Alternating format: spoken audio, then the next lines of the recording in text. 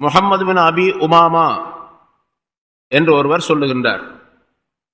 அவருடைய தந்தை சொன்னாராம், அபூ சஹல் இப்னு ஹுனைஃப் என்பவர் தண்ணீர் இருக்கக்கூடிய ஒரு இடத்திலே குளித்துக் கொண்டிருந்தார். தண்ணீர் இருக்கக்கூடிய இடம் இருப்பது என்பது அரிதான ஒரு காலம், அது நேரம். அந்த இடம் அரபு நாடு. அந்த இடத்திலே அவர் குளித்துக் கொண்டிருந்தார். குளிப்பதற்காக தன்னுடைய ஜுப்பாவை கழற்றிய சட்டையை கழற்றினார். அருகிலே ஒருவர் நின்று கொண்டிருந்தார், ஆமீர் இப்னு ரபியா என்பவர்.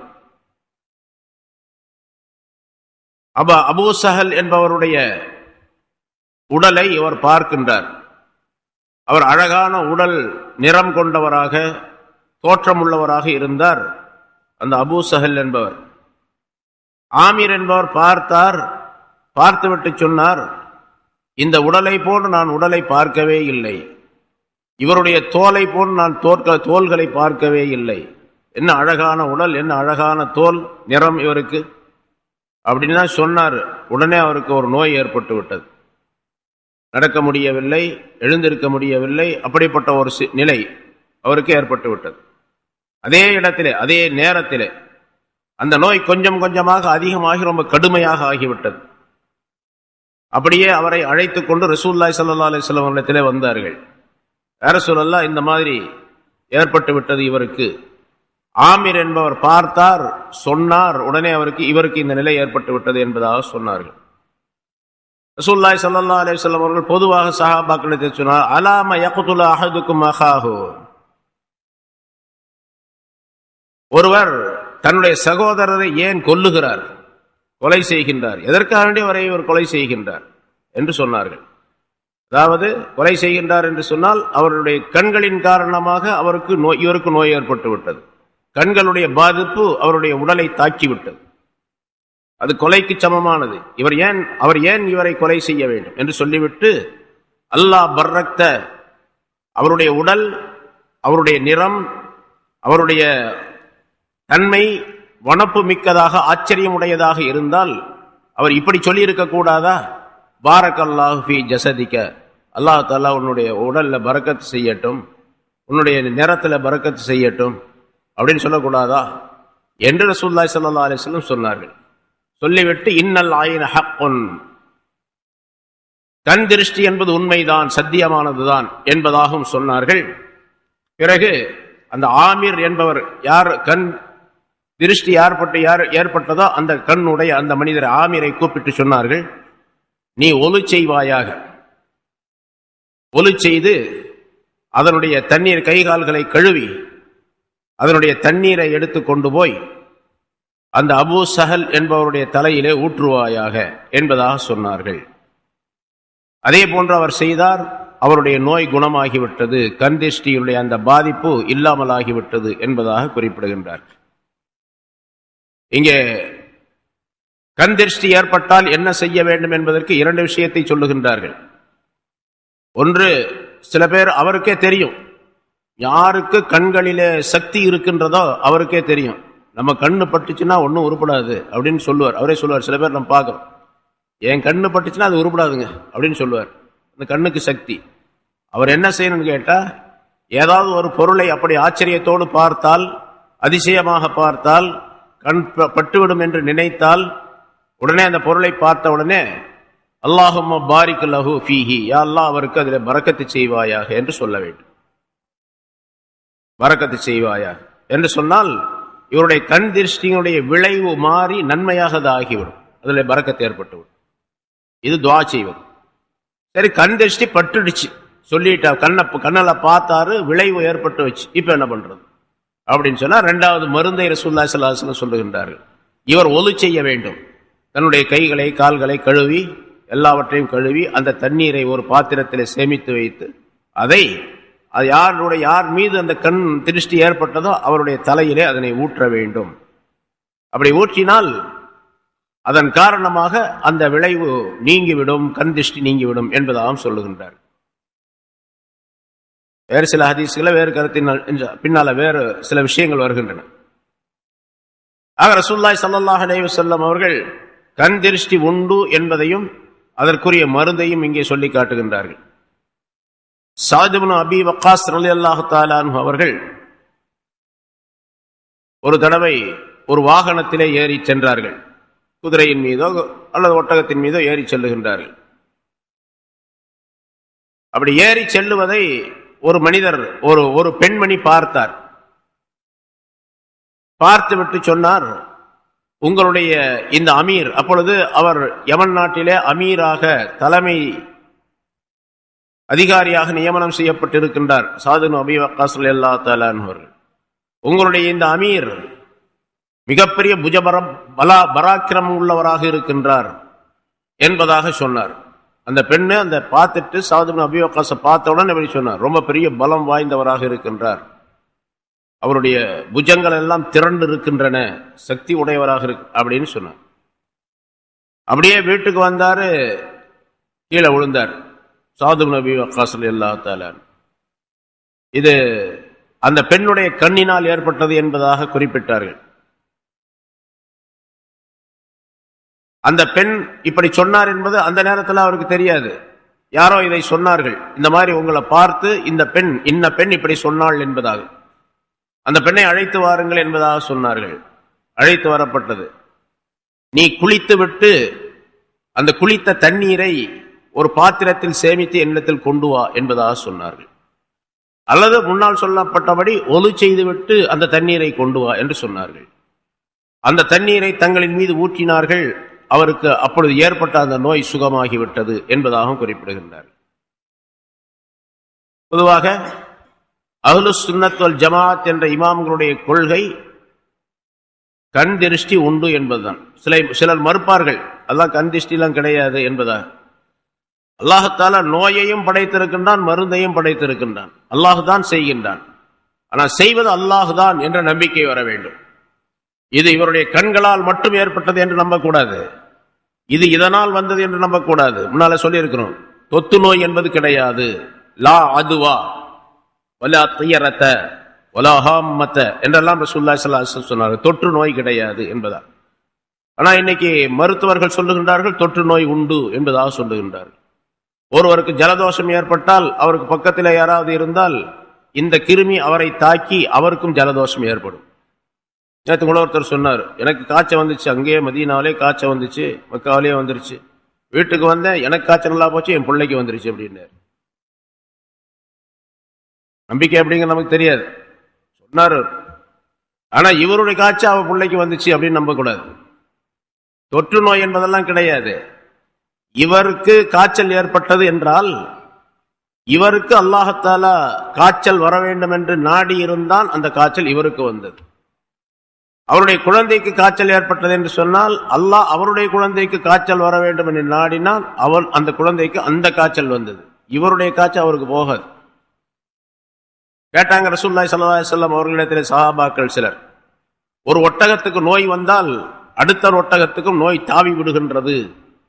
ஒரு ஒட்டக கூட்டம் ஒட்டகத்தினுடைய அந்த ஒட்டகம் கட்டப்பட்டு இருக்கக்கூடிய அந்த லாயத்திலே ஒரு ஒட்டகத்துக்கு ஒரு நோய் வந்தால் அடுத்த ஒட்டகம் இப்படி தொடர்ந்து வந்துடுது அப்படின்னு சொன்னாங்க. இல்ல அப்படி வருவது கிடையாது அப்படின்னு சொன்னாங்க. இல்ல யாரும் சொல்ல, ஒரு ஒட்டகத்துக்கு வந்தா இன்னொரு ஒட்டகம் வந்து சரி அப்படின்னா அந்த முதல் ஒட்டகத்துக்கு காய்ச்சல் வந்துச்சுல, நோய் வந்துச்சுல, அது எங்கிருந்து வந்துச்சுன்னு கேட்டாங்க. முதல் ஒட்டகத்துக்கு நோய் வந்துச்சு இல்லையா, அது எங்கிருந்து வந்துச்சு? ஒரு நாள் பதில் சொல்ல முடியல. அந்த நோயும் அல்லாஹ் கொடுத்தது தான், இந்த நோயும் அல்லாஹ் கொடுத்தது. அதாவது முன்னால் விளக்கம் சொல்லி இருக்கிறோம், ஒருவருக்கு ஒரு நோய் ஏற்படுகின்றது என்று சொன்னால் அல்லாஹ் அவருடைய விஷயத்திலே அவருக்கு இந்த நோய் ஏற்பட வேண்டும் என்று நாடினால் அந்த நோய் வந்தது. அதே நோய் அதே கிருமிகளின் மூலமாக இவருக்கு வந்தால், அடுத்தவருக்கு வந்தால், அவருக்கு அல்லாஹ்தால் நாடினால் அவருக்கு வந்தது என்பதாக.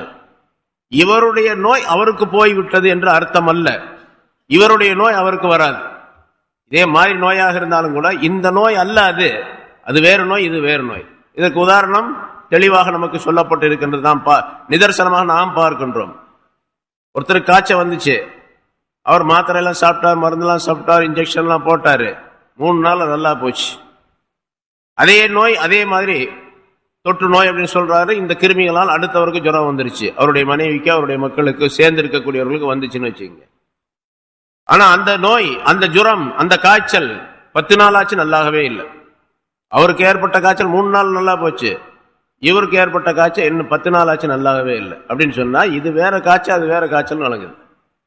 ஒரே காய்ச்சலாக இருந்தால் ஒரே ஜுரமாக இருந்தால் இவருக்கு எப்படி 3 நாள் நல்லா போச்சோ அதே மாதிரி அவருக்கு 3 நாள் நல்லா ஆகாது.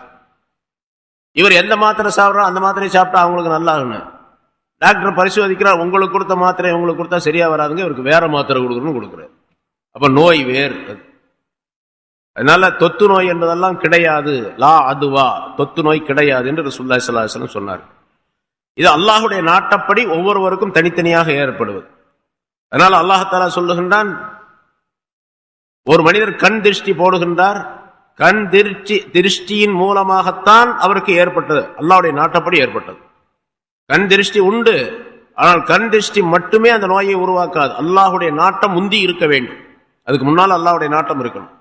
அந்த நாட்டம் எப்படி இருந்ததோ அதன்படி இந்த கண் பார்வை அதனுடைய பிரதிபலிப்பு ஏற்பட்டிருக்கின்றது, அந்த நோய் ஏற்பட்டிருக்கின்றது என்று சொல்லி அல்லாஹ் தஆலா குர்ஆனிலே சூரத்துல் பக்ரால ஒரு ஆயத் சொல்லப்பட்ட விளக்கம் சொன்னோம். வமாஹும் பிலார்ரீன பிஹி மின் அஹதின் இல்லா பிஇذனில்லாஹ். சிஹர் செய்வதை பற்றி, சூனியம் செய்வதை பற்றி உள்ள ஆயத்து. அந்த ஆயத்தினுடைய தொடரிலே அல்லாஹ் சொல்லுகின்றார், இந்த சிஹர் சூனியத்தின் மூலமாக யாருக்கும் யாரும் இடையூறு செய்துவிட முடியாது, எந்த இடையூறும் செய்துவிட முடியாது. இல்லா பிஇذனில்லாஹ், அல்லாஹ்வுடைய உத்தரவை கொண்டே தவிர. அல்லாஹ்வுடைய உத்தரவு இருந்தா தான் அந்த இடையூறை செய்ய முடியும். சிஹர் செய்வது என்பது உண்டு, சிஹரின் மூலமாக பாதிப்பு ஏற்படுவதும் உண்டு.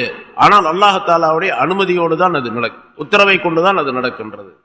மனிதனாக அதை உண்டாக்கினான் என்று சொல்லக்கூடாது என்பதை வமாஹும் பிலார்ரீன பிஹி மின் அஹதின் இல்லா பிஇذனில்லாஹ் என்ற ஆயத்தின் மூலமாக அல்லாஹ் தஆலா தெரியப்படுத்துகின்றார். அஸ்மஇ ரஹ்மத்துல்லாஹி அலைஹி என்ற ஒரு பெரியார் சொல்லுகின்றார், ஒரு மனிதர் இருந்தார், அவருக்கு கண்ணுல இந்த மாதிரி ஒரு விஷயம், எதை பார்த்தாலும் சரி உடனே கண் திருஷ்டி பட்டுரும். அதை பார்த்து அப்படின்னாருன்னா என்ன இவ்வளவு பெருசா இருக்கு, அவ்வளவுதான். அது இவர் என்ன இப்படி இருக்காரு அப்படின்னு சொன்னா அது அப்படிப்பட்ட கண் உள்ளவர். அயூன், கண் திருஷ்டி அதிகமாக படக்கூடிய ஒரு மனிதர் அவர். கண் திருஷ்டி, இவருடைய கண் பற்றணும். அப்பொழுது அவர் ஒரு நாள் ஒரு பசுவை பார்க்கின்றார். அந்த மனிதர் அதை ஒருவர் இழுத்து கொண்டு போகின்றார், ஓட்டி கொண்டு போகின்றார் அந்த பசுவை. இந்த பசு யாருக்குரியது அப்படின்னு கேட்டார். இன்ன பெண்ணுக்குரியது என்பதாக அந்த பசுவை பற்றி சொல்லப்பட்டது. சொன்ன உடனேயே இவரை பற்றி தெரியும், இவருடைய கண்ணு பட்டாவே ஏதாச்சும் வந்துடும் அப்படின்னு தெரியும். அதனால எந்த பசுவை பற்றி இவர் கேட்டாரோ அந்த பசுவுக்கு முன்னால் வேறொரு பசு, அந்த நிறைய மாடுகள் போய் கொண்டு இருக்கின்றன, இன்னொரு மாட்டை கொண்டு வந்து இந்த மாட்டுக்கு முன்னால மறைத்து வைத்தார். அவர் ஓட்டி கொண்டு போனவர் இன்னொரு மாட்டை பிடிச்சிட்டு வந்து, ஒரு பசுவை பிடிச்சிட்டு வந்து அந்த மாட்டுக்கு முன்னால மறைப்பாக அப்படி ஓட்டி கொண்டு போனார். இவருடைய கண் அந்த மாட்டு மேல படாம இருக்கட்டும் அப்படின்னு சொல்லிட்டு. இப்ப இவர் யாருடைய பசு, இன்ன பெண்ணுடைய பசு என்பதாக சொல்லப்பட்ட நேரத்தில் இவருடைய கண் பட்டு விட்டது. எந்த பசுவை கேட்டாரோ அந்த பசுவும், எது மறைப்பாக ஏற்பதோ அந்த பசுவும், ரெண்டும் சேர்ந்து நோயாகி போச்சு. ஒரு பசுவை பாதுகாக்கிறதுக்காண்டி அந்த பசுவை இடையில கொண்டு வந்தாங்க, ரெண்டு சேர்ந்து ஆயிடுச்சு, ரெண்டுமே செத்து போச்சு. ஹலகத்தா ஜமியா, ரெண்டுமே செத்து போச்சு. இப்படி கண்ணுக்கு ஒரு சக்தி உண்டு என்பதையும் ரசூலுல்லாஹி ஸல்லல்லாஹு அலைஹி வஸல்லம் சொல்லுகின்றார்கள். அதே மாதிரி அஸ்மஇ அவர்களே சொல்லுகின்றார்கள், இந்த விஷயத்தில் பல கருத்துக்களை அவர்கள் சொல்லி இருக்கின்றார்கள். அதனால அவர்களே சொல்லுகின்றார்கள், அந்த கண் திருஷ்டி படக்கூடிய கண் உள்ள அந்த மனிதர் இருக்கின்றாரே, அவரிடத்துல நான் விசாரிச்சேன், ஏப்பா உனக்கு நீ பார்த்த உடனே இந்த மாதிரி ஆகுது, என்ன விஷயம், எப்படி உனக்கு என்ன ஏதாவது தெரியுதா அப்படின்னு. நான் ஒரு பொருளை பார்த்து அந்த பொருள் ஆச்சரியமாக எனக்கு தெரிந்தால் என்னுடைய கண்களிலே ஒரு சூடு ஏற்படும், உஷ்ணம் ஏற்படும். அந்த உஷ்ணத்தின் காரணமாக அது நிகழ்கின்றது என்பதாக அந்த மனிதர் சொன்னார் என்பதாகவும் அறிவிக்கின்றார். இப்ப கண் திருஷ்டி உள்ள அந்த கண் உள்ள அந்த மனிதர் இருக்கின்றாரே, அவருக்கு கண்களிலேயே ஒரு விதமான உஷ்ணத்தை அல்லாஹ் தஆலா ஏற்படுத்துகின்றார். அதனால கண் திருஷ்டி என்பது உண்மை. அதை பாதுகாக்கக்கூடிய முறைகளையும் ரசூலுல்லாஹி ஸல்லல்லாஹு அலைஹி வஸல்லம் அவர்கள் சொல்லுகின்றார். நான் முன்னால சொன்னோம், ஏதாவது ஒரு நம்முடைய கண் பட்டுவிடும் என்று இருந்தால், அப்படி ஒரு நிகழ்ச்சி ஏற்பட்டால் அல்லாஹும்ம பாரிக் ஃபீஹி, யா அல்லாஹ் அதில் நீ பரக்கத்து செய்வாயாக என்று பரக்கத்திற்காக துஆ செய்ய வேண்டும் என்பதாக குறிப்பிடுகின்றார். அப்படி துஆ செய்யாவிட்டால் முன்னால் சொன்னபடி ஒலு செய்து விட்டோ அல்லது குளித்து விட்டோ அந்த தண்ணீரை அவர் மீது ஊற்ற வேண்டும், அப்பொழுது அது சுகமாகிவிடும் என்பதாக. ஆனா யாருக்கு இந்த கண் திருஷ்டியுடைய தன்மை இருக்கின்றதோ அவர் தன்னை தற்காத்துக் கொள்ள வேண்டும், தன்னை பாதுகாத்துக் கொள்ள வேண்டும் என்பதும் மார்க்கத்தினுடைய சட்டமாகும். பெரும்பாலும் மனிதர்களுக்கு மத்தியிலே வரக்கூடாது. அப்படியே வந்தாலும் கூட தன்னுடைய பார்வையின் மூலமாக ஒரு ஆச்சரியமான விஷயத்தை பார்த்ததாக சொல்லி, ஏன்னா கண் திருஷ்டி ஏற்படக்கூடிய இது என்ன இப்படி இருக்குது அப்படின்னு சொன்னா தான் வரும், சும்மா பார்த்துட்டா வராது. அல்லது நினைச்சா வரும், இவ்வளவு இதா இருக்குது, இவ்வளவு அற்புதமா இருக்கு, இவ்வளவு அழகா இருக்கு அப்படின்லாம் சொன்னார். ஒரு குண்டா ஒரு ஆளை பார்க்கறாருன்னு வச்சுங்க, ஒரு கண் திருஷ்டி படக்கூடிய அந்த ஆள் ரொம்ப குண்டா இருக்காரு, இவ்வளோ மோட்டாவா இருக்கிறான் அந்த ஆள் அப்படின்னு சொன்னா 4 நாள்ல ஒல்லி ஆயிடும் அந்த ஆள். அந்த மாதிரிலாம் ஏற்படும். அந்த ஆள் என்ன பண்ணுன்னு கேட்டா, தன்னை அதிகமாக வெளியே வராமல் மறைத்துக் கொள்ள வேண்டும் என்பதாக ஒரு சட்டத்தை சொல்லுகின்றார். முடிந்த அளவுக்கு அவருக்கு வசதி இருந்துச்சுன்னு வச்சுங்க, வசதியாளராக இருக்கிறார், நல்ல வசதி உள்ளவராக இருக்கார், வீட்டை விட்டு வெளியே போக வேண்டிய அவசியம் இல்லை, வீட்டுக்குள்ளே எல்லா தேவைகளும் நிறைவேறுகின்றது சொல்லணும். ஆனால் அவர் ஏழையா இருந்தாரு, அவர் போய் சம்பாதிக்கணும், வெளியே போகணும் அப்படின்னு இருந்துச்சு அப்படின்னு சொன்னா தன்னுடைய கண்கள் அடுத்தவர் மீது படாமல் பாதுகாத்துக் கொள்ள வேண்டும், முடிந்த அளவுக்கு தன்னை தற்காத்துக் கொள்ள வேண்டும் என்று ஒரு சட்டத்தையும் சொல்லி காட்டுகின்றார். ஹஜ்ரத் ஜாஃபர் இப்னு அபி தாலிப், ஜாஃபர் ரலியல்லாஹு தஆலா அன்ஹு, அதாவது ஹஜ்ரத் அலி ரலியல்லாஹு தஆலாவுடைய சகோதரர், அவர் ஒரு தடவை ஜாஃபர் இப்னு அபி தாலிப் அவர்கள் தன்னுடைய 2 மகன்களை 2 குழந்தைகளை அழைத்துக் கொண்டு ரசூலுல்லாஹி ஸல்லல்லாஹு அலைஹி வஸல்லம் அவர்களிடத்தில் வந்தார். ரசூலுல்லாஹி ஸல்லல்லாஹு அலைஹி வஸல்லம் 2 பேரையும் பார்த்த உடனே, என்ன இந்த 2 பேரும் இவ்வளவு ஒல்லியா இருக்கிறாங்க, மெலிஞ்சு போயிருக்கிறாங்க அப்படின்னு சொன்னாங்க. ரசூலுல்லாஹி ஸல்லல்லாஹு அலைஹி வஸல்லம் அவர்கள் சொன்னார்கள், அந்த அழைத்து வந்தவர் சொன்னார், இந்த 2 பேருக்கு கண் திருஷ்டி பட்டு இருக்கின்றது யா ரசூலல்லாஹ் என்பதாக சொன்னார். இவருக்கு இந்த 2 பேருக்கு கண் திருஷ்டி ஏற்பட்டு இருக்கின்றது. ரசூலுல்லாஹி ஸல்லல்லாஹு அலைஹி வஸல்லம் அவர்கள் சொன்னார்கள், இவருக்கு மந்திரித்து பாருங்கள், கொஞ்சம் மந்திரிச்சு பாருங்க 2 பேருக்கு அப்படின்னு சொன்னாங்க. மந்திரிச்சு பார்க்கறதுன்னு சொன்னா எந்த மந்திரம் வேணாலும் செய்யறதுன்னு அர்த்தம் அல்ல. முன்னால சொன்னாங்களே துஆ, அதுதான் மந்திரிச்சு பார்க்கறதுன்னு அர்த்தம். அல்லாஹும்ம இன்னி அஊது பிக்க மின் குல்லி ஷைத்தானின் ஹாம்மா வ மின் குல்லி ஐனின் லாம்மான்னு சொன்னாங்களே அந்த வாசகம், அதுதான் மந்திரிச்சு பார்க்கறதுன்னு. ரசூலுல்லாஹி ஸல்லல்லாஹு அலைஹி வஸல்லம் அவர்கள் சொல்லி தந்த துஆ, அல்லது குர்ஆன்ல அல்லாஹ் தஆலா ஒரு ஆயத்தை சொல்லுகின்றான். சூரத்து நூன் என்ற அத்தியாயத்தில் கடைசியில, வ இன் யகாதுல் லதீன கஃபரு ல யுஸ்லிகூனக பி அப்சாரிஹிம் லம்மா சமிஉ ذிக்ர் வ யகூலூன இன்னஹு லமஜ்னூன் என்ற அந்த ஆயத், சூரத்து நூன் என்ற அத்தியாயத்தினுடைய கடைசி ஆயத்துக்கு முந்தின ஆயத், முதல் ஆயத். அதுல வ இன் யகாதுல் லதீன கஃபரு ல யுஸ்லிகூனக பி அப்சாரிஹிம், நபியே இந்த காஃபிர்கள் உங்களை பார்த்தாங்கன்னா தங்களுடைய கண்களாலேயே அப்படியே அழித்து விடுவதை போன்று பார்க்கிறாங்க, உங்களை கண்களே அழிச்சு விடுறதை போல பார்க்குறாங்க. கண்களுடைய பார்வையை உங்களை அழிச்சிடும் போல இருக்கு, அந்த அளவுக்கு கடுமையா பார்க்கிறாங்க. ஏன்னா சில எதிரிகளை நம்ம பார்க்கிறோம், இவன் இன்னும் இருக்கிறான் அப்படின்னாங்கன்னா போதும், இன்னமா இருக்கிறான் அப்படின்னு பார்த்தாருனாவே போதும், அந்த பார்வை அவனை அழித்து விடும்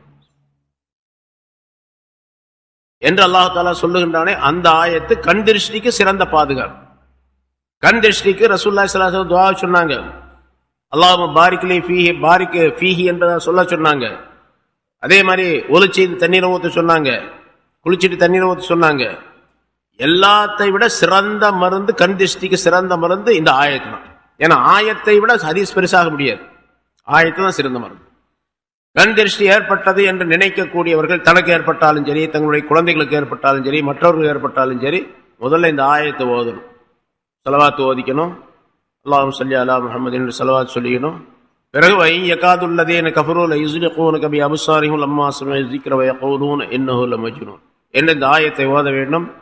பிறகு அஊது பி கலிமாத்தில்லாஹி தாம்மாத்தி மின் குல்லி ஷைத்தானின் ஹாம்மா வ மின் குல்லி ஐனின் லாம்மா என்ற அந்த துஆவை ஓத வேண்டும். அதை அப்படியே நேரடியாக ஊதவும் செய்யலாம், தண்ணீரில் ஊதி கொடுக்கவும் செய்யலாம்.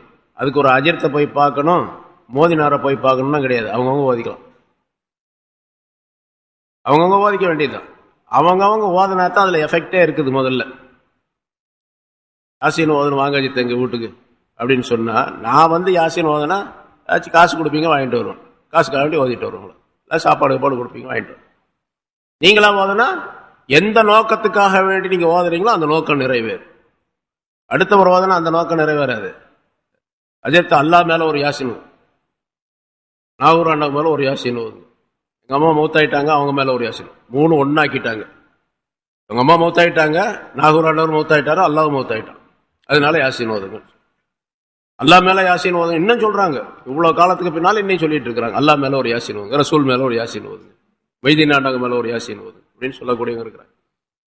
யாசின் ஓதுட்டு யார் மேலேயாவது ஓதுட்டு அவங்களே ஓதிக்க வேண்டியதுதான்.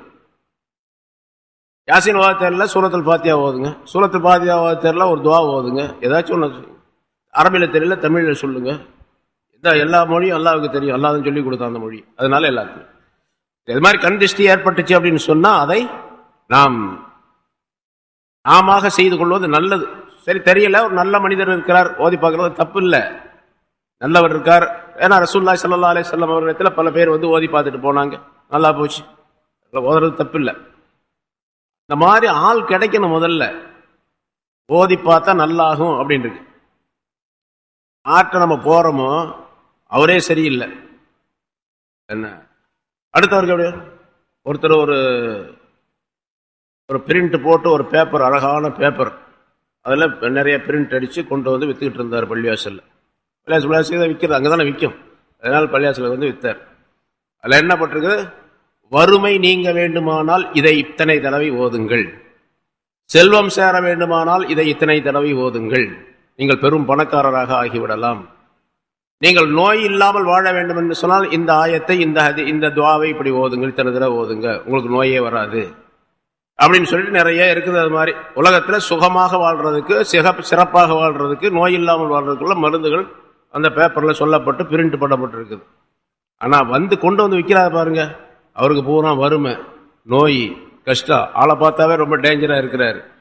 இவர் விற்கிறாரு, இவர் ஏன் பணக்காரர் ஆகல, அவருக்கு ஏன் நோய் நல்லாகல அப்படின்னு கேட்டா, இது அவர் தனக்கு பயன்படுத்துவதற்காக வேண்டி அதை செய்யல இருக்கலாம். அந்த வாசகங்கள் சொன்னால், அதை ஓதுனால அல்லது பயன்படுத்தினால், இத்தனை தடவை ஓதுனா அது நன்மைகள் கிடைக்கலாம்.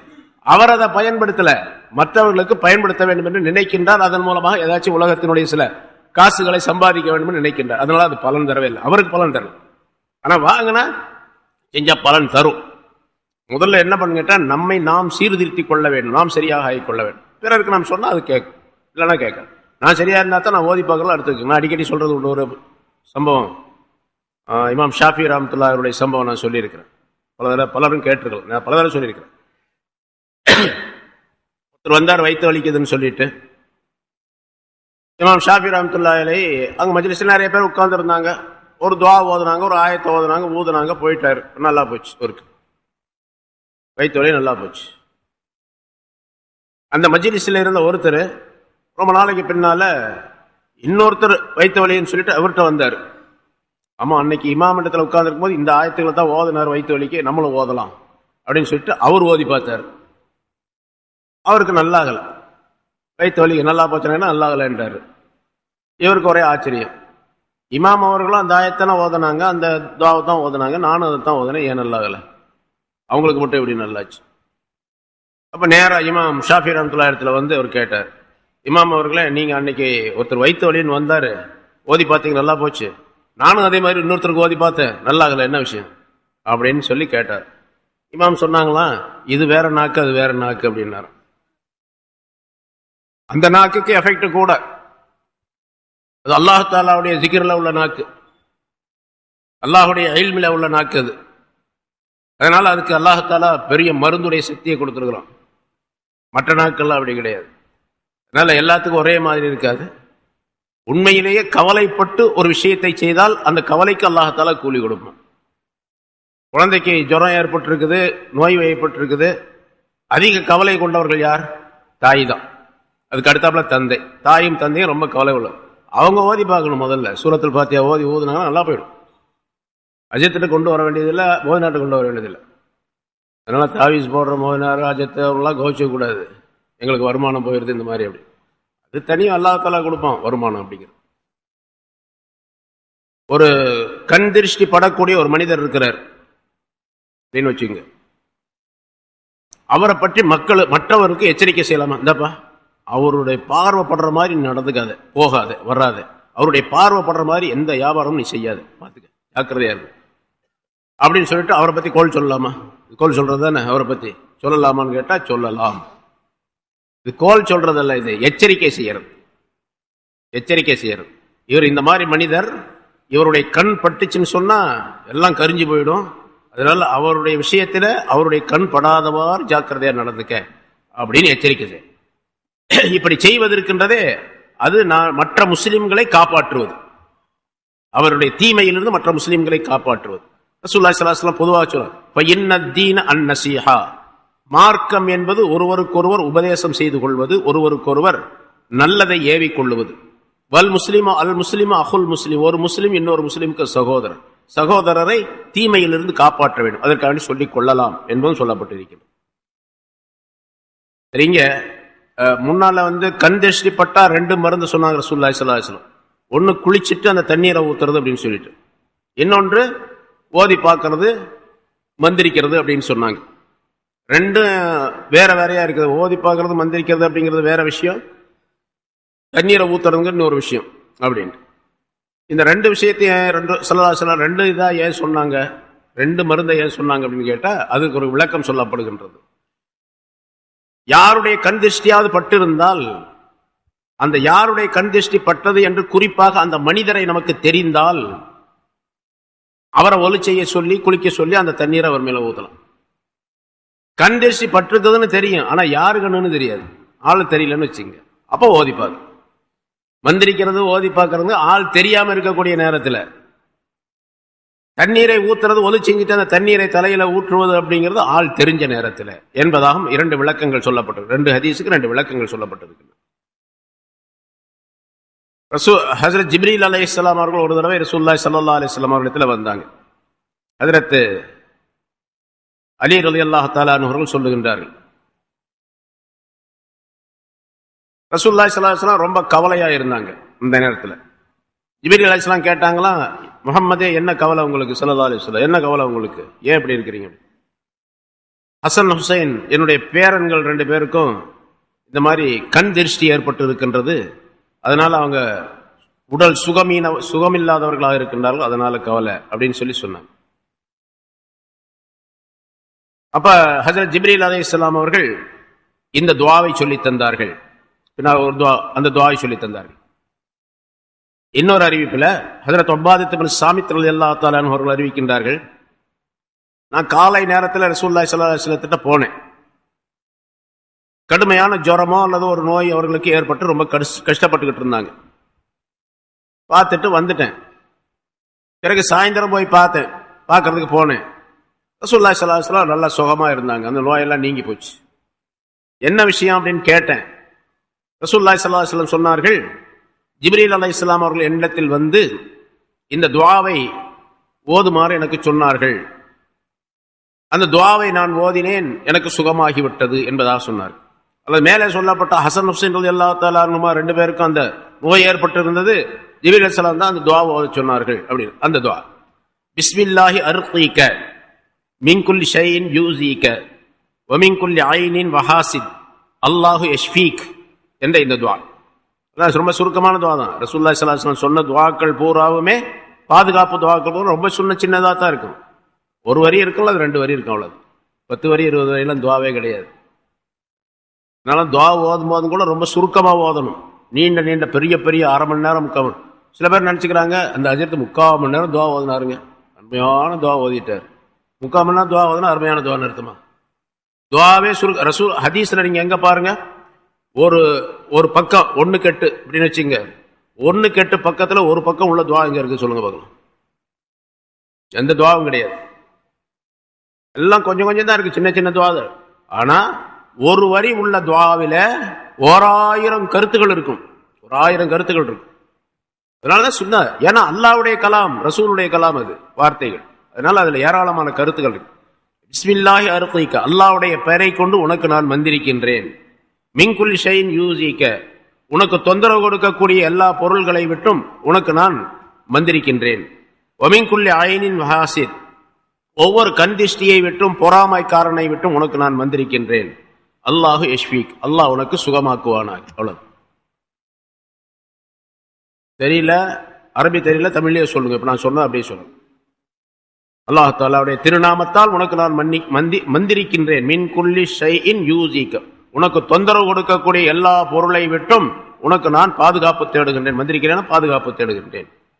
ஒமின் குல்லி ஐனின் வஹாசித், ஒவ்வொரு கண் திருஷ்டியை விட்டும் பொறாமைக்காரனை விட்டும் நான் உனக்கு பாதுகாப்பு தேடு. அல்லாஹு யஷ்ஃபீக், அல்லாஹ் தஆலா. பொதுவாக ஒரு நோயாளி இடத்துல போகும்போது அப்படித்தானே சொல்லணும்.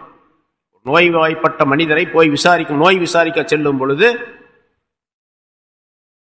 லா பஅஸ தஹூருன் இன்ஷா அல்லாஹ் அப்படின்னு சொல்றாங்க. எவ்வளவு சுருக்கமான வார்த்தை, எல்லாரும் படிச்சுக்கலாம். லா பஅஸ தஹூருன் இன்ஷா அல்லாஹ். லா பஅஸ, உங்களுக்கு ஒன்றும் பரவாயில்ல, கவலைப்படாதீங்க. லா பஅஸ, குற்றம் இல்லை. தஹூருன், இந்த நோய் சுத்தமாயிடும் இன்ஷா அல்லாஹ், அல்லாஹ் நாடிடும் அப்படின்னு சொல்லும். அது மாதிரி இங்க சொல்ல இப்ப சாமித்திரங்கள் எல்லா தலம் மாலை சாயந்தரம் போய் பார்க்கும்போது ரசூலுல்லாஹ் சுகமா இருந்தாங்க. என்னன்னு கேட்ட, ஜிப்ரீல் அலைஹிஸ்ஸலாம் என்னிடத்துல வந்து இந்த துஆவை சொல்லி தந்தாங்க. நான் ஓதினேன், ஃபஅஃபக்து, நான் சுத்தமாயிட்டேன், தெளிவாகி விட்டேன், நோய் போய்விட்டது அப்படின்னு சொன்னார்கள் என்பதாக குறிப்பிடுகின்றார். ஆக கண் திருஷ்டி என்பது உண்டு என்பதை இந்த ஆயத்தின் மூலமாக, அதாவது யாக்கூப் அலைஹிஸ்ஸலாம் அவர்கள் தங்களுடைய மக்களுக்கு சொல்லி அனுப்புகின்றார்கள். நீங்க போகும்போது ஒரு வாசல் வழியாக போகாதீங்க, கண்ணு பற்றும். பல வாசல் இருக்கு, 4 வாசல் இருக்கு, 4 பக்கம் பிரிஞ்சு நீங்க போங்க என்று சொல்லிவிட்டார்கள் என்ற இந்த ஆயத்திலே கண் திருஷ்டி சம்பந்தமாக இத்தனை விளக்கங்களும் எழுதப்பட்டு இருக்கின்றன. தப்சீர்கள் இன்னும் நிறைய இருக்குது, ஏராளமாக இருக்குது. சஹல் பின் அப்துல்லாஹ் துஸ்தரி ரஹ்மத்துல்லாஹி அலைஹி அவர்கள் சொல்லுகின்றார்கள், பொதுவாக இந்த முதல்ல சொன்னபடி நோய் ஏற்படுவது அல்லாஹ் தஆலாவுடைய உத்தரவுப்படி தான் ஏற்படுது. அல்லாஹ்வுடைய உத்தரவு இல்லாமல் எந்த நோயும் ஏற்படாது, எந்த கண் திருஷ்டியும் படாது, எந்த விதமான சிரமங்களும் ஏற்படாது யாருக்கும் அப்படிங்கிறது. அந்த அடிப்படையில் ஹஸ்ரத் சஹல் பின் ரஹ்மத்துல்லாஹி அலைஹி அவர்கள் சொல்லுகின்றார்கள், லில் இபாதி அலல்லாஹி ஸலாஸத்து அஷ்யா, அடியார்களின் மீது அல்லாஹ் தஆலா விதித்திருக்கக்கூடிய விஷயங்கள் 3. தக்லீஃபுஹும் வ ஆஜாலுஹும் வல் கியாமு பிஅம்ரிஹி. இது ஒரு கோணத்தில் ஒரு வகையில இதை சொல்லி காட்டுகின்றார்கள். அடியார்களை கஷ்டப்படுத்துவது, அதாவது அவர்களுக்கு கட்டளையிடுவது, இதை செய்ய வேண்டும், இதை செய்ய வேண்டும், இதை செய்ய வேண்டும், இதை செய்யக்கூடாது, இதை செய்யக்கூடாது என்று கட்டளையிடுவது. இதுக்கு பேர் தக்லீஃப் என்பதாக சொல்லப்படும். செய்ய வேண்டும் என்ற விஷயங்களை செய்வது, செய்யக்கூடாது என்ற விஷயங்களை செய்யாமல் விட்டு விடுவது. இதற்கு பேர் மனிதர்களுக்கு அல்லாஹ் தஆலா இந்த தக்லீஃபை உண்டாக்கி வைத்திருக்கின்றான். இது அல்லாஹ் செய்திருக்கக்கூடிய விஷயம். 2வது வாஜாலுஹும், அவர்களுடைய வயது, இவ்வளவு வயது வரைக்கும் இவர்கள் வாழ்வார்கள் என்ற 2வது நிலை. 3வது வல் கியாமு பிஅம்ரிஹிம், அவர்களுக்கு என்னென்ன தேவையோ அவை அனைத்தையும் அல்லாஹ் தஆலா செய்து தருவது. என்னென்ன தேவையோ அதையெல்லாம், தேவைன்னு சொன்னா அவர்களுடைய விஷயங்களிலே அல்லாஹ் தஆலா எதையெல்லாம் நாடி இருக்கின்றானோ அதையெல்லாம் நிறைவேற்றி விடுவது. நோய் வரும் என்று நாடியிருப்பான், நோய் வரும். அந்த நோய் இதன் காரணமாக சுகமாகும் என்று நாடியிருப்பான், நோய் சுகமாகிவிடும். இதெல்லாம் அல்லாஹ் தஆலா அடியார்களுக்கு செய்து கொண்டிருக்கக்கூடிய விஷயங்கள் 3. அதே மாதிரி வலில்லாஹி அலல் இபாதி ஸலாஸா, அடியார்கள் அல்லாஹுக்காக வேண்டி செய்ய வேண்டிய கடமைகள் விஷயங்கள் 3. அத்தவக்குல் அலைஹி, அவன் மீது நம்பிக்கை வைக்கிறது. வத்திபா நபியிஹி, அவனுடைய நபியை பின்பற்றுவது. வஸ்ஸப்ரு அலா ஸாலிக இலல் மௌத், ஏதாவது துன்பங்கள் துயரங்கள் ஏற்பட்டால் உலக வாழ்க்கையிலே பொறுமையோடு இருப்பது மௌத்து வரைக்கும். இந்த 3ம் அடியார்கள் செய்ய வேண்டிய கடமை. அல்லாஹ் செய்ய வேண்டிய கடமைகள் 3, அடியார்கள் செய்ய வேண்டிய கடமைகள் 3. இது ஒரு கோணத்தில். இன்னொரு கோணத்தில் ரசூலுல்லாஹி ஸல்லல்லாஹு அலைஹி வஸல்லம் ஒரு விஷயத்தை சொல்லுகின்றார்கள். ஒரு சஹாபி இடத்துல கேட்டார்கள், அல்லாஹ் அடியாருக்கு செய்ய வேண்டிய கடமைகள் என்னவென்று உனக்கு தெரியுமா என்று கேட்டார்கள். தெரியாது யா ரசூலல்லாஹ் அப்படின்னு சொன்னாங்க. அல்லாஹ் அடியார்களுக்கு செய்ய வேண்டிய கடமைகள், அடியார்கள் அல்லாஹ்வுக்கு செய்ய வேண்டிய கடமைகள் என்னவென்று தெரியுமா அப்படின்னு கேட்டாங்க. தெரியாது. சொன்னாங்க, அவனை தவிர வேறு யாரையும் வணங்கக்கூடாது என்பதுதான் அடியார்கள் செய்ய வேண்டிய கடமை. ஒரே விஷயம். சரி, அல்லாஹ் அடியார்களுக்கு செய்ய வேண்டிய கடமை என்னவென்று தெரியுமா? தெரியாது. அதையும் சொன்னாங்க. அல்லாஹ் செய்ய வேண்டிய கடமை என்ன தெரியுமா? தனக்கு யார் இணை வைக்காமல் இந்த உலகத்திலே வாழ்ந்து இறந்து விடுகின்றார்களோ அவர்களுக்கு சொர்க்கம் தருவது. அதுக்கு நிறைய நிபந்தனைகள் ஏராளமா இருக்குது. கொஞ்சம் சும்மா இணை வைக்காமல் ஒருத்தர் சும்மா வாழ்ந்துட்டு போயிட்டார், எதுவுமே செய்யல, இணையும் வைக்கல, தொழுகவும் இல்லை, நோன்பு வைக்கவும் இல்லை, ஜகாத்து கொடுக்கல, எல்லாம் இணை வைக்க மட்டும் இல்லை அப்படின்னு சொன்னா யாரும் சொர்க்கத்துக்கு போயிடுவாரா? அதுக்கு பல சட்டங்கள் நிறைய ஆயத்துக்கள் விளக்கம் சொல்லப்பட்டு இருக்கின்றது. இப்படி அல்லாஹுத்தாலா மனிதர்களுக்கு எளிதான வழியை காட்டி இருக்கின்றான், அதை செயல்படுத்த வேண்டும் என்பதை குறிப்பிடுகின்றார். யாக்கூப் அலைஹிஸ்ஸலாம் அவர்கள் சொன்னார்கள், இந்த பல வாசல்களை வழியாக நீங்கள் செல்லுங்கள் என்பதாக சொல்லிவிட்டு, ஒமா உக்னி அன்கும் மினல்லாஹி மின் ஷை, உங்களை விட்டும் அல்லாவிடத்திலிருந்து உங்களை விட்டும் எந்த பொருளையும் நான் தடுத்து விட முடியாது. அல்லாஹ்விடத்திலிருந்து என்ன வருதோ அதை நான் தடுத்து விட முடியாது. என்னுடைய ஆசையை நான் சொல்றான்ப்பா, நீ அந்த பக்கம் அப்படி பல வாசல் வழியா போகும். இனில் ஹுக்மி இல்லா, சட்டத்தை ஏற்படுத்துவது, உலகத்திலே சட்டங்களை விதிப்படுத்துவது, நெறிப்படுத்துவது அல்லாஹ்வை தவிர வேற யாரும் கிடையாது. அலைஹி தவக்கல்து, அவன் மீதே நான் நம்பிக்கை வைத்துள்ளேன். வலைஹி ஃபல்யதவக்கலில் முத்தவக்கிலூன், அவன் மீதே நம்பிக்கை வைக்கக்கூடியவர்கள் எல்லாம் நம்பிக்கை வைக்கட்டும் என்றும் சொன்னார்.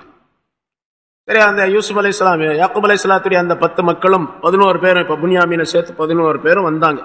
வலம்மா தகலு மின் ஹைசு அமரஹும் அபூஹும், அவர்களுடைய தந்தை அவர்களுக்கு ஏவியவாறு அவர்கள் நுழைந்த பொழுது, ஒரு வாசல்ல போற அவங்க சொன்ன தந்தை சொன்ன மாதிரி 4 வாசல்ல பிரிஞ்சு போனாங்க எல்லாம். மாகான யுகுனி அன்ஹும் மினல்லாஹி மின் ஷை, அல்லாஹ்விடத்திலிருந்து எந்த விஷயத்தையும் அவர்களுக்கு அது தடுத்து விடவில்லை. இல்லா ஹாஜத்தன் ஃபீ நஃப்ஸி யாக்கூப கலாஹா, யாக்கூப் அலைஹிஸ்ஸலாத்துடைய மனசுல இருந்த ஒரு ஆசையை, ஒரு ஹாஜத், ஒரு தேவையை அவர் நிறைவேற்றி கொண்டதை தவிர வேறு எதையும் அது தடுத்து விடவில்லை. யாக்கூப் அலைஹிஸ்ஸலாத்துக்கு ஒரு ஆசை அப்படி மனசுல வந்துச்சு, அந்த ஆசை தான் நிறைவேறிச்சே தவிர இவங்க இப்படி போனதுனால எந்த பாதுகாப்பும் கிடைச்சிடல.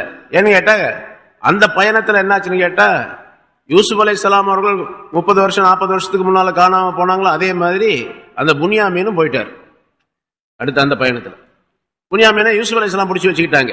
அவர் திருடி விட்டார் அப்படின்னு சொல்லி பிடிச்சி வச்சுக்கிட்டாங்க. இப்ப அந்த 10 பேர் தான் திரும்பி வந்தாங்க. பல வாசல் வழியாக போங்க, கண்ணு பற்றும், ஏதாவது ஆபத்து ஏற்பட்டுரும், ஆபத்து ஏற்படாமல் இருப்பதற்காண்டி பல வாசல் வழியாக போங்கன்னு சொன்னாங்க. பல வாசல் வழியா போனாங்க. என்னாச்சு? இந்த மகனும் சேர்ந்து அங்க இருக்க வேண்டியது சொல்லு. யாக்கூப் அலைஹிஸ்ஸலாத்தை விட்டு மறைந்து விடக்கூடிய சூழ்நிலை ஏற்பட்டுடுச்சு என்பதை அல்லாஹ் தஆலா சுட்டி காட்டுக. யாக்கூப் அலைஹிஸ்ஸலாம் அவருடைய மனசில உள்ள ஒரு தேவையை நிறைவேற்றியதை தவிர அல்லாஹ்வில் இருந்து வேறு எந்த பொருளையும் அவர்களை விட்டும் அது நீக்கிவிடவில்லை. அவர்கள் அப்படி நுழைந்தது நீக்கிவிடவில்லை என்று அல்லாஹ் தஆலா சொல்லுகிறார். ஆனா யாக்கூப் அலைஹிஸ்ஸலாம் அவர்கள் ஒரு பெரிய நபியாச்சே, இதை எப்படி சொல்லலாம் அப்படின்னு கேட்டா, அதுவும் அல்லாஹ் தஆலாவுடைய உத்தரவு தான். ஒரு வாசல் வழியாக போகாதீங்க, பல வாசல் வழியாக போங்கன்னு சொன்னதும் அல்லாஹ்வுடைய உத்தரவு தான். ஏன்னு கேட்டா, அல்லாஹ்வில் இருந்து இவர் ஒரு அறிவை பெற்று இருக்கின்றார், அது வேற யாருக்கும் அந்த அறிவு கொடுக்கப்படவில்லை. அதை அல்லாஹ் தஆலா தெளிவுபடுத்துகின்றார். அவர் நான் சொன்னபடிதான் செஞ்சார் அப்படிங்கறதை அல்லாஹ் தஆலா உறுதிப்படுத்துகின்றான். வஇன்னஹு லது இல்மின் லிமா அல்லம்னாஹு, அவர் நிச்சயமாக அவர் யாக்கூப் அலைஹிஸ்ஸலாம் அவர்கள் லது இல்மின் ஒரு அறிவுடையவராக இருந்தார். அந்த அறிவு லிமா அல்லம்னாஹு, அவருக்கு நாம் கற்றுக் கொடுத்ததின் காரணமாக ஏற்பட்ட அறிவு, அந்த அறிவுடையவராக அவர் இருந்தார். அதன் காரணமாக அவர் சொன்னார். ஆனா யாக்கூப் அலைஹிஸ்ஸலாம் ஏன் சொன்னாங்க? அவர் எப்படி இப்படி சொல்லலாம்? அவர் பெரிய நபியாச்சே, ரசூலாச்சே, அவர் அல்லாஹ் மீது நம்பிக்கை வைக்கலையா அப்படின்னா மக்கள்ல சிலர் நினைக்கக்கூடிய பேசக்கூடிய சூழ்நிலை ஏற்படும். யாராவது அப்படி பேசினால் நினைத்தால் அவங்களுக்கு அறிவில்லைன்னு அர்த்தம். அதை சொல்றாங்க, வலாக்கின் அக்ஸரன் நாஸி லா யஅலமூன், எனினும் பெரும்பாலான மனிதர்கள் அறிந்து கொள்ளவில்லை. எதை அறிந்து கொள்ளவில்லை? யாக்கூப் அலைஹிஸ்ஸலாம் ஏன் சொன்னாங்கன்னு தெரிஞ்சுக்கல. நம்ம சொல்லித்தான் சொன்னார் அவர் அப்படிங்கிறதையும் அல்லாஹ் தஆலா உறுதிப்படுத்துகின்றார். அது மற்றவர்களுக்கு தெரியாது, அந்த நபிக்கு தெரியும், அல்லாஹ்வுக்கு தெரியும். அல்லாஹ் சொல்லிக் கொடுத்தான், அந்த நபி சொன்னார். அவ்வளவு சுருக்கமான கருத்து. அல்லாஹ் எதை சொன்னானோ அதைத்தான் நபிமார்கள் செயல்படுத்தினார்கள். சொல்லாத எதையுமே சொல்ல கிடையாது. அதனால அல்லாஹ்விடத்தில் அதை ஒப்படைத்து விட வேண்டும். தர்க்கம் செய்து கொண்டிருக்க கூடாது, பிரச்சனையை உருவாக்கி, ஏன் இப்படி சொன்னார், அப்படி சொன்னார், அப்படி செய்யலாமா, இப்படி செய்யலாம், ஒரு நபியா, இந்த நபி இப்படி இருக்கலாமா அப்படின்லாம் பேசிக்கொள்ள கூடாது.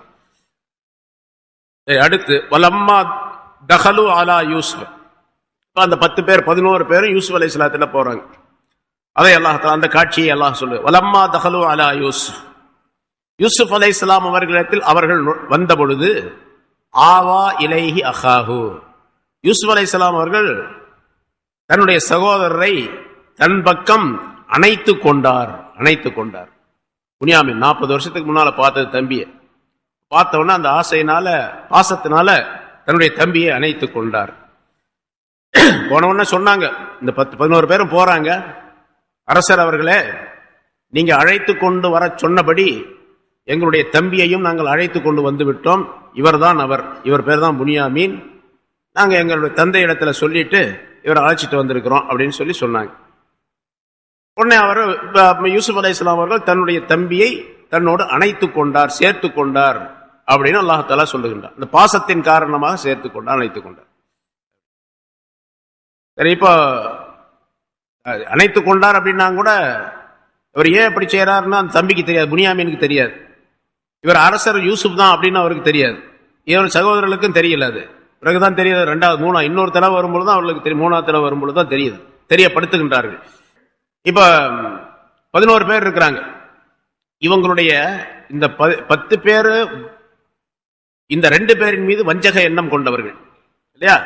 அந்த பொறாமையின் காரணமாகத்தானே கூத்தி கொண்டு வந்து கிணத்துல போட்டாங்க, அப்புறம் அடிமைன்னு சொல்லிட்டு வித்தாங்க. இப்படிலாம் பல பிரச்சனைகள் ஏற்பட்டுச்சு. இந்த பொறாமை குணம், வஞ்சக எண்ணம், தன் மீதும் தன்னுடைய சகோதரின் மீதும் இருக்கக்கூடிய அந்த பொறாமை உணர்வு எண்ணம் அப்படியே இருக்குதா அல்லது போயிடுச்சா இவங்களுக்கு அப்படின்னு ஒரு டெஸ்ட், ஒரு சோதனை செய்வதற்காக வேண்டி யூசுப் அலைஹிஸ்ஸலாம் அவர்கள் ஒரு ஏற்பாடு செய்கின்றார். 6 தாம்பாளத்தில் உணவு கொண்டு வர சொன்னார்கள். 6 தாம்பாளத்தில் உணவு கொண்டு வர சொன்னார்கள். வந்தாங்க, நீங்க களைப்பா இருப்பீங்க, உணவு சாப்பிடுங்க முதல்ல அப்படின்னு சொல்லிட்டு 6 தாம்பாளத்தில் உணவு கொண்டு வைக்கப்பட்டது. ஒரு தாம்பாளத்தில் 2 பேர் சாப்பிடுங்க அப்படின்னாங்க. 2 பேர் உட்கார்ந்து சாப்பிடுங்க. அந்த 10 பேர் என்ன பண்ணாங்க, 5 தாம்பாளத்தில் 2 பேரா உட்கார்ந்து புனியாமீன் தனியா விட்டுட்டாங்க.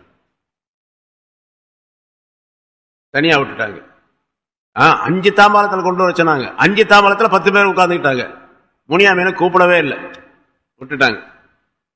யூசுப் அலைஹிஸ்ஸலாம் இப்படித்தான் நடக்கும் அப்படின்னு தெரியும் அவங்களுக்கு, அதனாலதான் இந்த ஏற்பாடு செஞ்சாங்க. இன்னொரு தாம்பாளத்தில் உணவு கொண்டு வர சொல்லி அந்த தாம்பாளத்தில் புனியாமீனை உட்கார வச்சு தாங்களும் அவரோடு உட்கார்ந்து சாப்பிட்டாங்க. யூசுப் அலைஹிஸ்ஸலாம் அவர்கள் தன்னுடைய தம்பியுடனே சேர்ந்து சாப்பிடுறாங்க.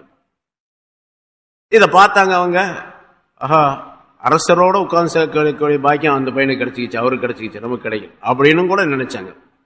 இப்படி சாப்பிடும் பொழுது யூசுப் அலைஹிஸ்ஸலாம் அவர்கள் புனியாமீன் கேட்கிறாங்க, உன் பேர் என்ன அப்படின்னு சொல்லிட்டு. புனியாமீன், உனக்கு அம்மா இருக்காங்களா? இல்ல, இறந்துட்டாங்க. இப்ப யார் இருக்கிறா? சின்னம்மா இருக்கிறாங்க. அவங்க பேர் என்ன? ராஹீல். உங்க தாப்பனார் பேர் என்ன? யாக்கூப்.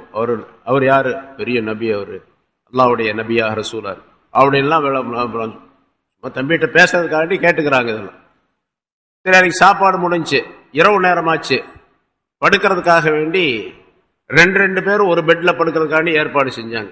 ஒரு பெரிய பெட்டு, டபுள் காட் அப்படின்னு வச்சுங்களா, டபுள் காட், அது மாதிரி ஒரு 2 பேர். இந்த 10 பேரும் 5 இதுல படுத்துக்கிட்டாங்க.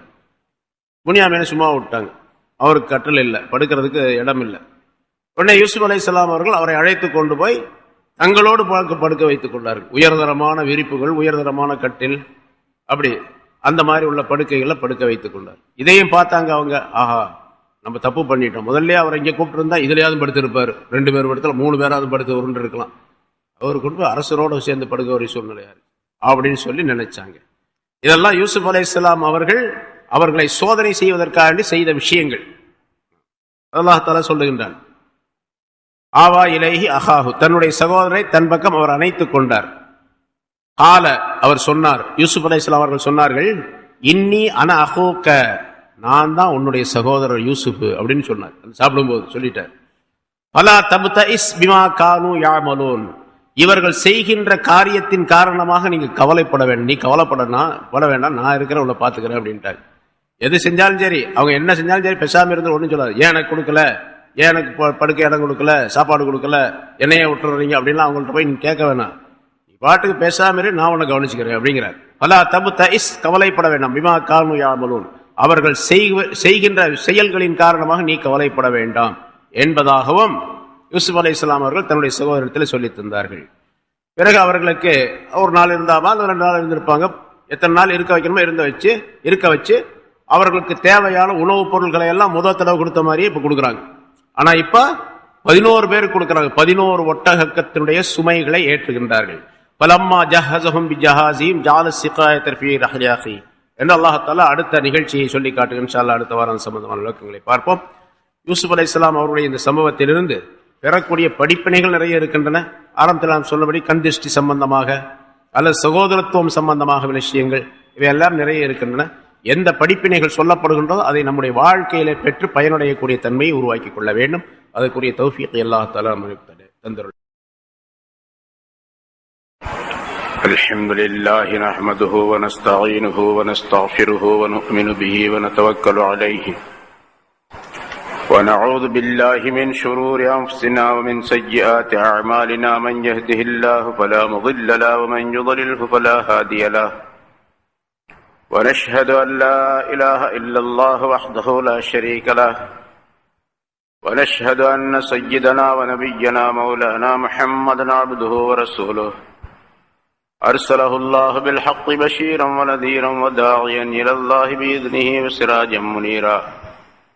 أما بعد فقد قال الله تعالى في كلامه القديم أعوذ بالله من الشيطان الرجيم بسم الله الرحمن الرحيم فلما جهزهم بجهازهم جعل السقاية في رحل أخيه ثم أذن مؤذن أيتها العير إنكم لسارقون قالوا وأقبلوا عليهم ماذا تفقدون قالوا نفقد صواع الملك ولمن جاء به حمل بعير وأنا به زعيم قالوا تالله لقد علمتم ما جئنا لنفسد في الأرض وما كنا سارقين قالوا فما جزاؤه إن كنتم كاذبين قالوا جزاؤه من وجد في رحله فهو جزاؤه كذلك نجزي الظالمين صدق الله العظيم. கண்ணியத்திற்குரிய பெரியோர்களே, சகோதரர்களே, அல்லாஹுடைய கிருபையால் 712வது வாரமாக தஃப்சீருடைய இந்த தொடர் பயான் ஆரம்பிக்கப்படுகிறது. சூரை யூசுப் என்ற அத்தியாயத்தின் 69 ஆயத்துகள் இதற்கு முன்னால் விளக்கம் சொல்லப்பட்டிருக்கின்றன.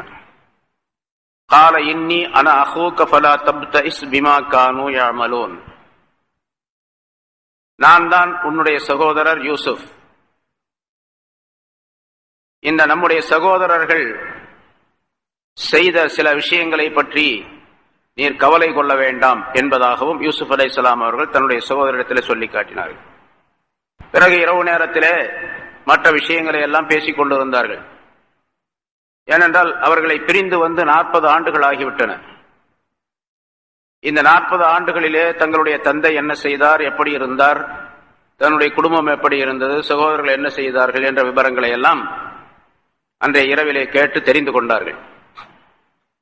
பிறகு புனியாமீன் சொன்னார் தன்னுடைய சகோதரரிடத்திலே யூசுப் அலைஹிஸ்ஸலாம் அவர்களிடத்திலே, என்னை உங்களோடு தங்க வைத்துக் கொள்ளுங்கள், என்னை திரும்பி ஊருக்கு அனுப்ப வேண்டாம், இந்த சகோதரர்களோடு என்னை நீங்கள் அனுப்பிவிட வேண்டாம், என்னை இங்கேயே தங்க வைத்துக் கொள்ளுங்கள் என்பதாக சொன்னார். யூசுப் அலைஹிஸ்ஸலாம் அவர்கள் சொன்னார்கள், நான் எப்படி உன்னை தங்க வைக்க முடியும்? நீ அவர்களோடு வந்திருக்கின்றாய், என்னை பற்றி யார் என்று அவர்களுக்கு தெரியாது. தானியம் வாங்குவதற்காக நீ வந்திருக்கின்றாய், திரும்ப நீ செல்லுவதுதான் முறை. அது மட்டுமல்ல, இதற்கு முன்னதாக என்னை நம்முடைய தந்தை பிரிந்திருப்பதின் காரணமாக அவர்கள் மிகப்பெரிய கவலைக்குள்ளானவர்களாக இருக்கின்றார்கள். 40 ஆண்டுகளாக கவலைப்பட்டுக் கொண்டிருக்கின்றார்கள். இப்பொழுது உன்னையும் பிரிந்துவிட்டால் மிக அதிகமான கவலை கொள்ளக்கூடியவர்களாக நம்முடைய தந்தை ஆகிவிடுவார் என்பதாக சொன்ன பொழுது, இல்லை, நான் தங்களோடு தான் தங்குவேன் என்பதாக புனியாமீன் சொன்ன பொழுது, அப்படியானால் ஏதாவது ஒரு உபாயத்தின் மூலமாகத்தான் உன்னை தங்க வைக்க முடியுமே தவிர நேரடியாக அவர்களிடத்தில் எதையும் சொல்லி நான் செய்துவிட முடியாது. அந்த உபாயம் சில வார்த்தைகளை நான் சொல்லுவதன் மூலமாக ஏற்படும், அதற்கு நீ உடன்பட வேண்டும் என்பதாக சொன்னார்கள். அது என்ன என்பதாக கேட்டபொழுது, யூசுப் அலைஹிஸ்ஸலாம் அவர்கள் அந்த இரவு நேரத்திலே சொல்லித் தருகின்றார்கள். நாளைக்கு உங்களுக்கு தானியங்களை தயார் செய்து சுமை ஏற்றும் பொழுது அரசாங்கத்தினுடைய முத்திரை படியை உன்னுடைய தானியத்திலே நான் மறைத்து வைப்பதற்கான ஏற்பாடு செய்து விடுவேன்.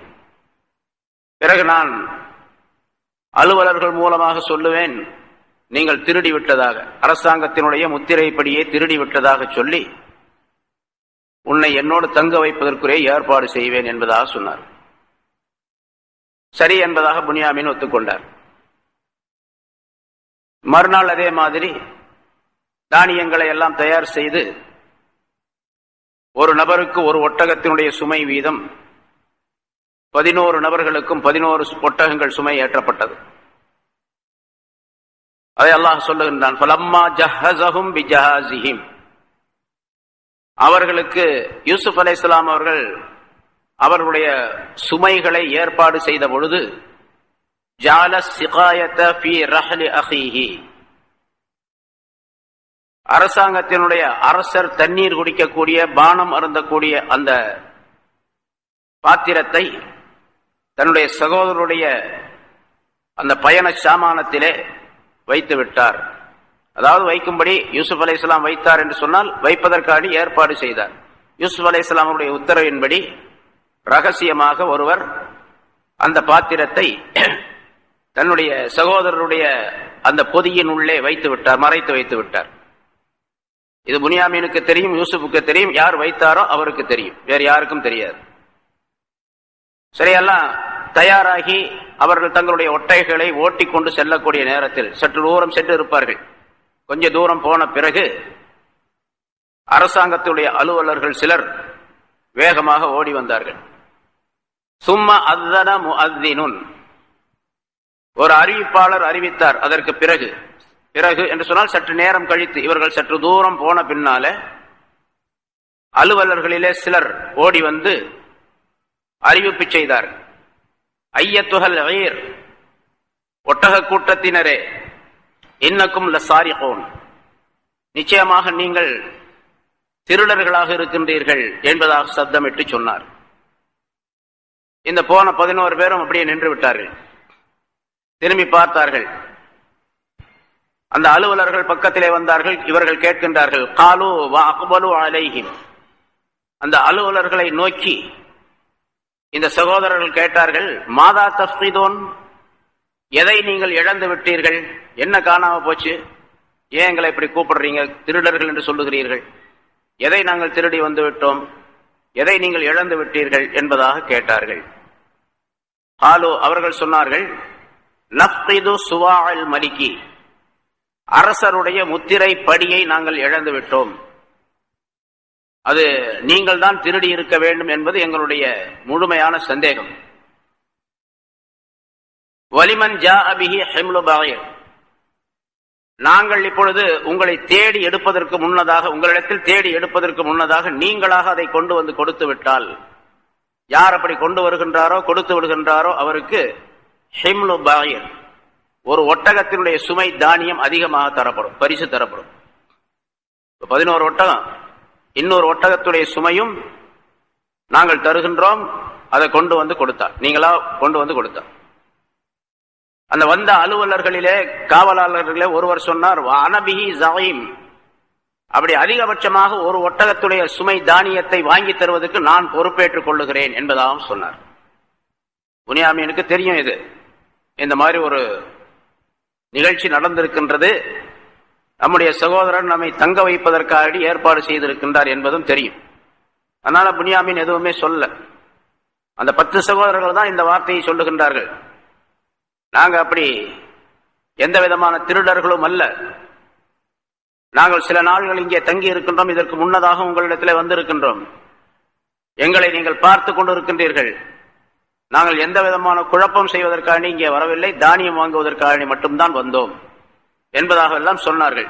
காலு, அவர்கள் சொன்னார்கள், தல்லாஹி லகத் அலிம்தும், அல்லாஹ் மீது சத்தியமாக நீங்கள் தெரிந்திருக்கின்றீர்கள், மா ஜிஅனா லினுஃப்ஸித ஃபில் அர்த், இந்த பூமியிலே நாங்கள் குழப்பம் செய்வதற்காக வரவில்லை.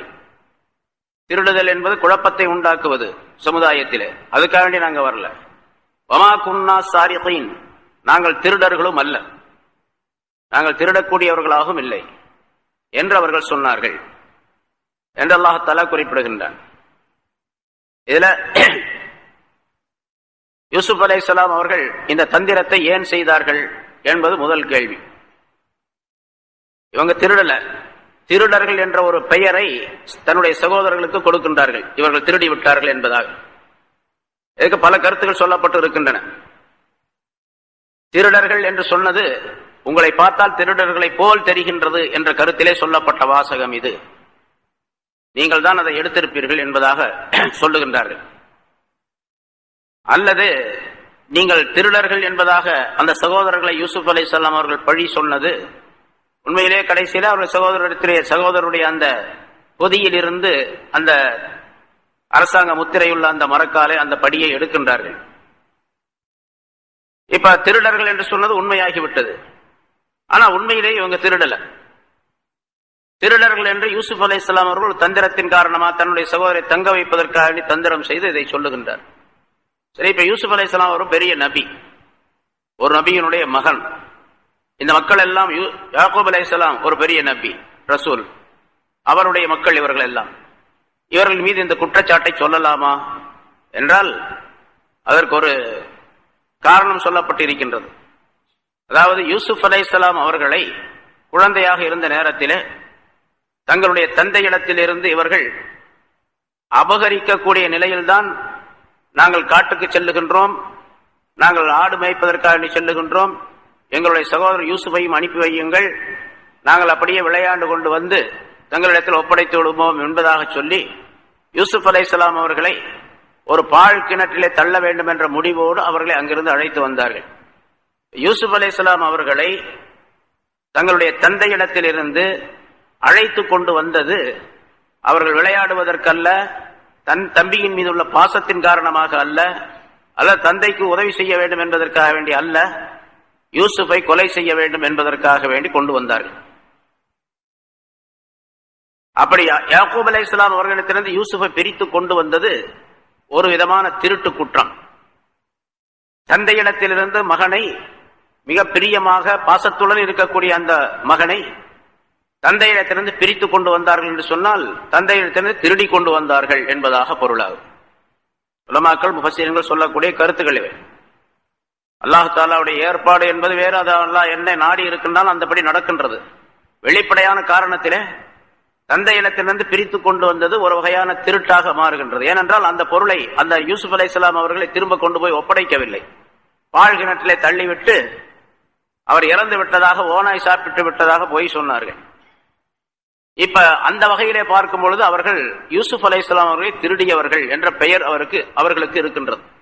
அதனால் அந்த கருத்திலே யூசுப் அலைஹிஸ்ஸலாம் அவர்கள் தங்களுடைய ஏவலாளர்களுக்கு சொல்லி ஐயத்துகள் இன்னக்கும் லசாரிகூன், ஒட்டக கூட்டத்தினரை நீங்கள் திருடர்கள் என்று சொல்ல சொன்னார்கள் என்பதாக விளக்கம் தரப்பட்டு இருக்கின்றது. உண்மையிலேயே இந்த மரக்காலை, அந்த தங்க மரக்காலை திருடியதற்காக திருடர்கள் என்று சொல்லவில்லை, தங்களையே தங்களுடைய தந்தையிடத்தில் திருடி கொண்டு வந்தார்கள். அந்த பெயர் இவர்களுக்கு பொருத்தம்தான் என்பதற்காக வேண்டி சொல்லப்பட்ட விஷயம் என்பதாக கருத்து சொல்லப்படுகின்றது. இங்கே அந்த பொதியிலே மறைத்து வைக்கப்பட்டிருந்த அந்த பாத்திரம் இருக்கின்றதே, அது அரசாங்கத்தினுடைய முத்திரை படி என்பதாக சொல்லப்படுகின்றது. இந்த வாசகத்திலேயே அல்லாஹ் தஆலா இந்த 2 ஆயத்தில மறைத்து வைக்கப்பட்ட அந்த பாத்திரம் இருக்குதே, அதற்கு ஜஅல சிகாயத, சிகாயா என்று ஒரு பெயரை சொல்லுகின்றான் அல்லாஹ். காலு நஃபிது சுவா அல் மலிகி, சுவா என்று இன்னொரு பெயரை சொல்லுகின்றான். ஒரு பொருளுக்கு 2 பேர் அல்லாஹ் தஆலா சொல்றான். சிகாயத் அப்படின்னு ஒரு பேரு, சுவா அப்படின்னு பேரு. சிகாயா அப்படின்னு சொன்னா தண்ணீர் குடிக்கக்கூடிய பாத்திரம், சுவா அப்படின்னு சொன்னா மரக்கால், தானியத்தை அளக்கக்கூடிய படி, மரக்கால் அப்படின்னு அர்த்தம். சரி, தண்ணி குடிக்கக்கூடிய பாத்திரமா மரக்காலா அந்த மறைச்சு வச்சது அப்படின்னா 2ம் தான். எப்படி 2ம் தான்? அது தங்கத்தால் அல்லது வைடூரியத்தால் அல்லது வேறு உயர்ந்த பொருள்களால் செய்யப்பட்ட அரசாங்கத்தினுடைய ஒரு பாத்திரம்.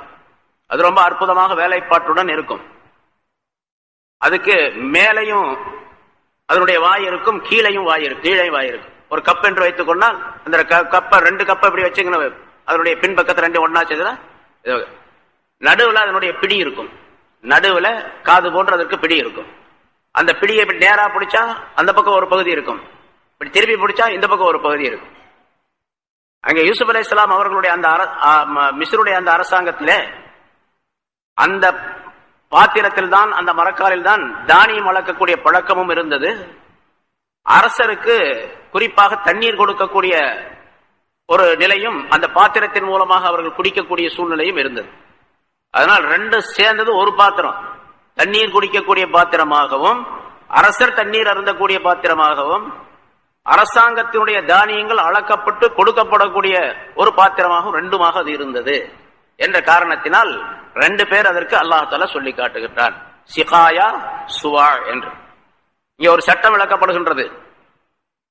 அந்த ஏவலாளர்களிலே ஒருவர் சொன்னார், யார் இந்த மரக்காலை அந்த பாத்திரத்தை கொண்டு வருகின்றாரோ, தானாக கொண்டு வந்து கொடுத்து விடுகின்றாரோ, அவருக்கு ஒரு ஒட்டக சுமை தானியம் அதிகமாக வழங்கப்படும், நான் அதற்கு பொறுப்பேற்றுக் கொள்ளுகிறேன் என்பதாக சொல்லுகின்றார். இது யாராவது ஒருவர் இதை நீ செய்தால் நான் அவரிடத்தில் இருந்து, அதாவது ஒரு வேலைக்காரத்தில் ஒரு சொல்லுகிறான் வைத்துக் கொள்வோம், அந்த வேலைக்காரரை பார்த்து நீ இந்த வேலை செஞ்சிட்டேன்னு சொன்னா உன்னுடைய முதலாளி இடத்துல சொல்லி உனக்கு 1000 ரூபாய் நான் வாங்கி தர்றேன் அப்படின்னு சொல்றார். ஏன்னா அந்த முதலாளி கொடுப்பார் என்ற நம்பிக்கை இருக்கின்றது. அதுக்கு பொறுப்பேற்றுக் கொள்ளக்கூடிய நிலை ஒருவருக்கு ஏற்படலாமா என்றால் அப்படி பொறுப்பேற்றுக் கொள்ளக்கூடியவராக ஒருவர் இருக்கலாம் என்பதும் இந்த வாசகத்தின் மூலமாக தெரியப்படுத்தப்படுகிறது. அவரிடத்தில் நான் 1000 ரூபாய் வாங்கி தர்றேன், நீ இந்த வேலை செஞ்சிட்டீனா என்று ஒருவருக்கு சொல்லலாமா என்று கேட்டால் சொல்லலாம். ஆனால் அதே நேரத்தில் அப்படி சொல்லிவிட்டால் அவருக்கு பேர் ஜயீம் அப்படின்னு பேர், பொறுப்பேற்றுக் கொள்ளக்கூடியவர். அந்த பொறுப்பேற்றுக் கொண்டால் எதை பொறுப்பேற்றுக் கொண்டாரோ அதை செய்வது அவர் மீது வாஜிபாயிடும், கட்டாயமாயிடும். அந்த சட்டத்தையும் அல்லாஹ் தஆலா அனபிஹி ஜயீம் என்ற வார்த்தை வாசகத்தின் மூலமாக அல்லாஹ் தெரியப்படுத்துகின்றான் என்பதாக குறிப்பிடுகின்றார். ஒருத்தர் கடனாளியா இருக்கிறார். அவர் இன்னொருவரிடத்துல அந்த இன்னொருவர் ரொம்ப பரோபகார தன்மை உடையவர், பொது நலவாதி அப்படின்னு வச்சுங்க. அவர்கிட்ட சொல்றார், ரொம்ப கஷ்டமா இருக்குங்க, கடன் நிறைய ஆகி போச்சு, எனக்கு ஒரு 50,000 ரூபாய் கடன் இருக்குது அப்படின்னு சொல்றார். அவர் அந்த பொது நலவாதியாக இருக்கக்கூடிய அவர் சொல்றார், நீ கவலைப்படாத, 50,000 ரூபாய் கடனை நீ அடைக்கிறதுக்கு நான் வழி செய்யறேன், அதுக்கு நான் பொறுப்பாளி அப்படின்னு சொல்றாருன்னு வச்சுங்க. இப்ப இந்த பொறுப்பை ஏற்றுக்கொண்டவர் கட்டாயமாக அவர் யாரிடத்திலாவது காசு வாங்கியாவது, யாரிடத்திலாவது போட்டு போய் கேட்டு யாசகம் வாங்கியாவது அவருடைய கடனை அடைக்க வேண்டும். இந்த நேரத்தில் அந்த பொறுப்பேற்றுக் கொண்டார் பாருங்க, அவர் யாசகம் சேர்ப்பதும் கேட்பதும் ஜாயிஸ் கூடும். ரசூலுல்லாஹி ஸல்லல்லாஹு அலைஹி வஸல்லம் அவர்கள் ஒரு சஹாபி வந்தார், ஹக்கீம் இப்னு ஹிஸாம் என்று நினைக்கின்றேன். அவர் யார சொல்ல ஏதாச்சும் எனக்கு கொடுங்கன்னு கேட்டார். ரசூலுல்லாஹி ஸல்லல்லாஹு அலைஹி வஸல்லம் அந்த நேரத்தில் ஒண்ணும் இல்லை, கொஞ்ச நேரம் இரு அப்படின்னு சொன்னாங்க. ஏதாச்சும் வந்தா தருவதற்காக வேண்டி சொன்னாங்க. அப்படி உட்கார்ந்து இருந்த நேரத்தில் ரசூலுல்லாஹி ஸல்லல்லாஹு அலைஹி வஸல்லம் அவரிடத்திலே சொல்லுகின்றார்கள் இந்த விஷயத்தை. 3 விஷயங்களை சொன்னார்கள். அதிலே ஒன்று இது, ஹக்கீமே, இந்த உலகத்தினுடைய பொருள் இருக்கிறது, அது இனிமையானது, பசுமையானது, அது அதிகம் போதும் என்ற மனம் நிறைவோடு அது யாரும் அதனை ஏற்றுக்கொள்வது கிடையாது. அதனால அந்த பொருளை யாரிடத்திலாவது யாசகமாக கேட்பதாக இருந்தால் 3 நபர்களுக்கே தவிர வேற யாருக்கும் ஜாயிஸ் இல்லை, அடுத்தவரிடத்தில் கேட்பது ஜாயிஸ் இல்லை என்று சொல்லிவிட்டு அந்த 3 நபர்களிலே ஒருவராக ரசூலுல்லாஹி ஸல்லல்லாஹு அலைஹி வஸல்லம் ஜயீம் என்பவரையும் குறிப்பிடுகின்றார்கள். அதாவது ஒருவருடைய கடனுக்காக வேண்டி இன்னொருவர் பொறுப்பேற்றுக் கொண்டிருக்கின்றார், அல்லது ஒருவருடைய தேவைக்காக வேண்டி இன்னொருவர் பொறுப்பேற்றுக் கொண்டிருக்கின்றார் என்றால் இந்த பொறுப்பேற்றுக் கொண்டிருக்கக்கூடியவர் அடுத்தவரிடத்தில் கேட்பது, சுவால் செய்வது ஜாயிஸ் கூடும். இந்த 3 நபர்கள் அல்லாத வேறு எவரும் கேட்பது கூடாது என்பதாக ரசூலுல்லாஹி ஸல்லல்லாஹு அலைஹி வஸல்லம் சொல்லி காட்டுகின்றார். ஆக பொறுப்பேற்றுக் கொள்வதும் கூடும், பொறுப்பேற்றுக் கொண்டால் அதனை நிறைவேற்றுவது வாஜிப் என்பதும் இந்த சட்டத்தை இந்த ஆயத்தின் மூலமாக விளக்கப்படுகின்றது என்று குறிப்பிடுகின்றார்கள். அவர்கள் சொன்ன காலு தல்லாஹி லகத் அலிம்தும் மா ஜினா லினுஃப்ஸித ஃபில் அர்தி வமா குன்னா சாரிகீன், நாங்கள் இந்த பூமியிலே இந்த எகிப்து பூமியிலே குழப்பம் செய்யக்கூடியவர்களும் அல்லர், நாங்கள் திருடர்களும் அல்லர் என்பதாக சொன்னார்கள். நீங்க பார்த்திருக்கிறீங்க, எங்களை சில தினங்கள் உங்களை இங்க தங்கி இருக்கிறோம், நாங்க எந்த விதமான இந்த மாதிரி தவறான காரியங்களை செய்யவில்லை அப்படின்னு சொன்னோம். அவங்க சொன்னாங்க, அந்த ஏவலாளர்கள், காலு ஃபமா ஜஸாஉஹு இன் குன்தும் காதிபீன், சரி அந்த பாத்திரம் உங்க மூட்டைகளில் இருந்து எடுக்கப்பட்டு நீங்க பொய்யர்கள் அப்படின்னு இருந்தீங்கன்னா, நீங்க சொன்னது பொய், நாங்க திருடல, நாங்க குழப்பம் செய்ய வரலன்னு சொல்றீங்க, உண்மையிலே நீங்க திருடி இருந்தீங்கன்னு வச்சுங்க, அப்ப என்ன தண்டனை கொடுக்கறது உங்களுக்கு அப்படின்னு கேட்கிறாங்க. காலு ஃபமா ஜஸாஉஹு, யார் திருடினாரோ அவருக்குரிய தண்டனை என்ன, இங்குண்டும் காதிபீன், நீங்கள் பொய்யர்களாக இருந்தால் என்பதாக கேட்கின்றார்கள். அந்த அரசாங்க ஏவலாளர்கள் இவங்களிடத்துல கேட்கிறாங்க, நீங்க திருடி இருந்தீங்கன்னா என்ன தண்டனை கொடுக்கறது அப்படின்னு கேட்கிறாங்க. ஆனா அசல்ல எப்படி சொல்லணும், நீங்க திருடுறதாக தெரிஞ்சிச்சு உங்களுடைய கை துண்டிக்கப்படும், அல்லது சவுக்கடி கொடுக்கப்படும், அல்லது சிறையில் அடைக்கப்படும், அல்லது உனக்கு எங்களுக்கு தண்டனை கிடைக்கும், எங்க நாட்டு சட்டம் அப்படின்னு சொல்லணும் இல்லையா? அப்படி சொல்லலைங்க. இதுவும் யூசுப் அலைஹிஸ்ஸலாம் அவருடைய ஏற்பாடு தான். நீங்க போய் அவங்கள்ட்ட இந்த மாதிரி அந்த பாத்திரத்தை உங்களுடைய பொதியில் நாங்கள் எடுத்து விட்டால் உங்களுக்கு என்ன தண்டனை கிடைக்கும் அரசரிடத்துல அப்படின்லாம் சொல்லாதீங்க. அவங்கள்ட்டவே கேளுங்க என்ன தண்டனை கொடுக்கறதுன்ட்டு. அவங்களா சொல்லுவாங்க அந்த தண்டனை கொடுக்கலாம் அப்படின்னு சொன்னாங்க. ஏன் அப்படி சொன்னாங்கன்னு கேட்டா, யூசுப் அலைஹிஸ்ஸலாம் எகிப்து நாட்டிலே அந்த நாட்டு சட்டப்படி அந்த நாட்டு அரசாங்கத்தினுடைய சட்டம் என்னவென்று சொன்னால், ஒரு பொருளை திருடி விட்டால் அது உறுதிப்படுத்தப்பட்டு இவர் திருடர் என்பதாக நிரூபிக்கப்பட்டு விட்டால் திருடப்பட்ட பொருளை போன்று 2 மடங்கு பொருள் அவரிடத்திலிருந்து வசூலிக்கப்பட்டு அவர் விட்டு விடப்படுவார். அதான் அவருக்கு தண்டனை. அந்த காலத்துல 10 ரூபா திருடி இருந்தாரு, 20 ரூபா வாங்கிட்டு விட்டுருவாங்க. 10 ரூபா திருடினதுக்காண்டி அதிகபட்சமா அந்த 10 ரூபாயும் வாங்கிக்குவாங்க, அப்புறம் ஒரு 20 ரூபாயும் வாங்கிடுவாங்க. ஆக அவருக்கு தண்டனை தான். 1000 ரூபாய் திருடி இருந்தாரு, 2000 ரூபாய் ஃபைன் அப்படிங்கிற மாதிரி. 10,000 ரூபாய் திருடி இருந்தாரு, 20,000 ரூபாய் ஃபைன் அப்படி.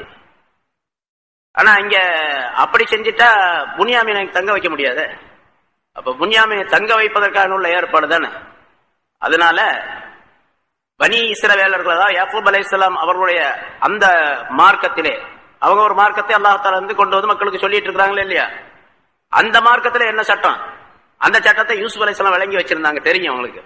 அந்த சட்டம் என்ன தெரியுமா, யார் திருடனாரோ அந்த திருடினவரை அடிமையாக ஆக்கிக் கொள்வது, அதுதான் சட்டம்.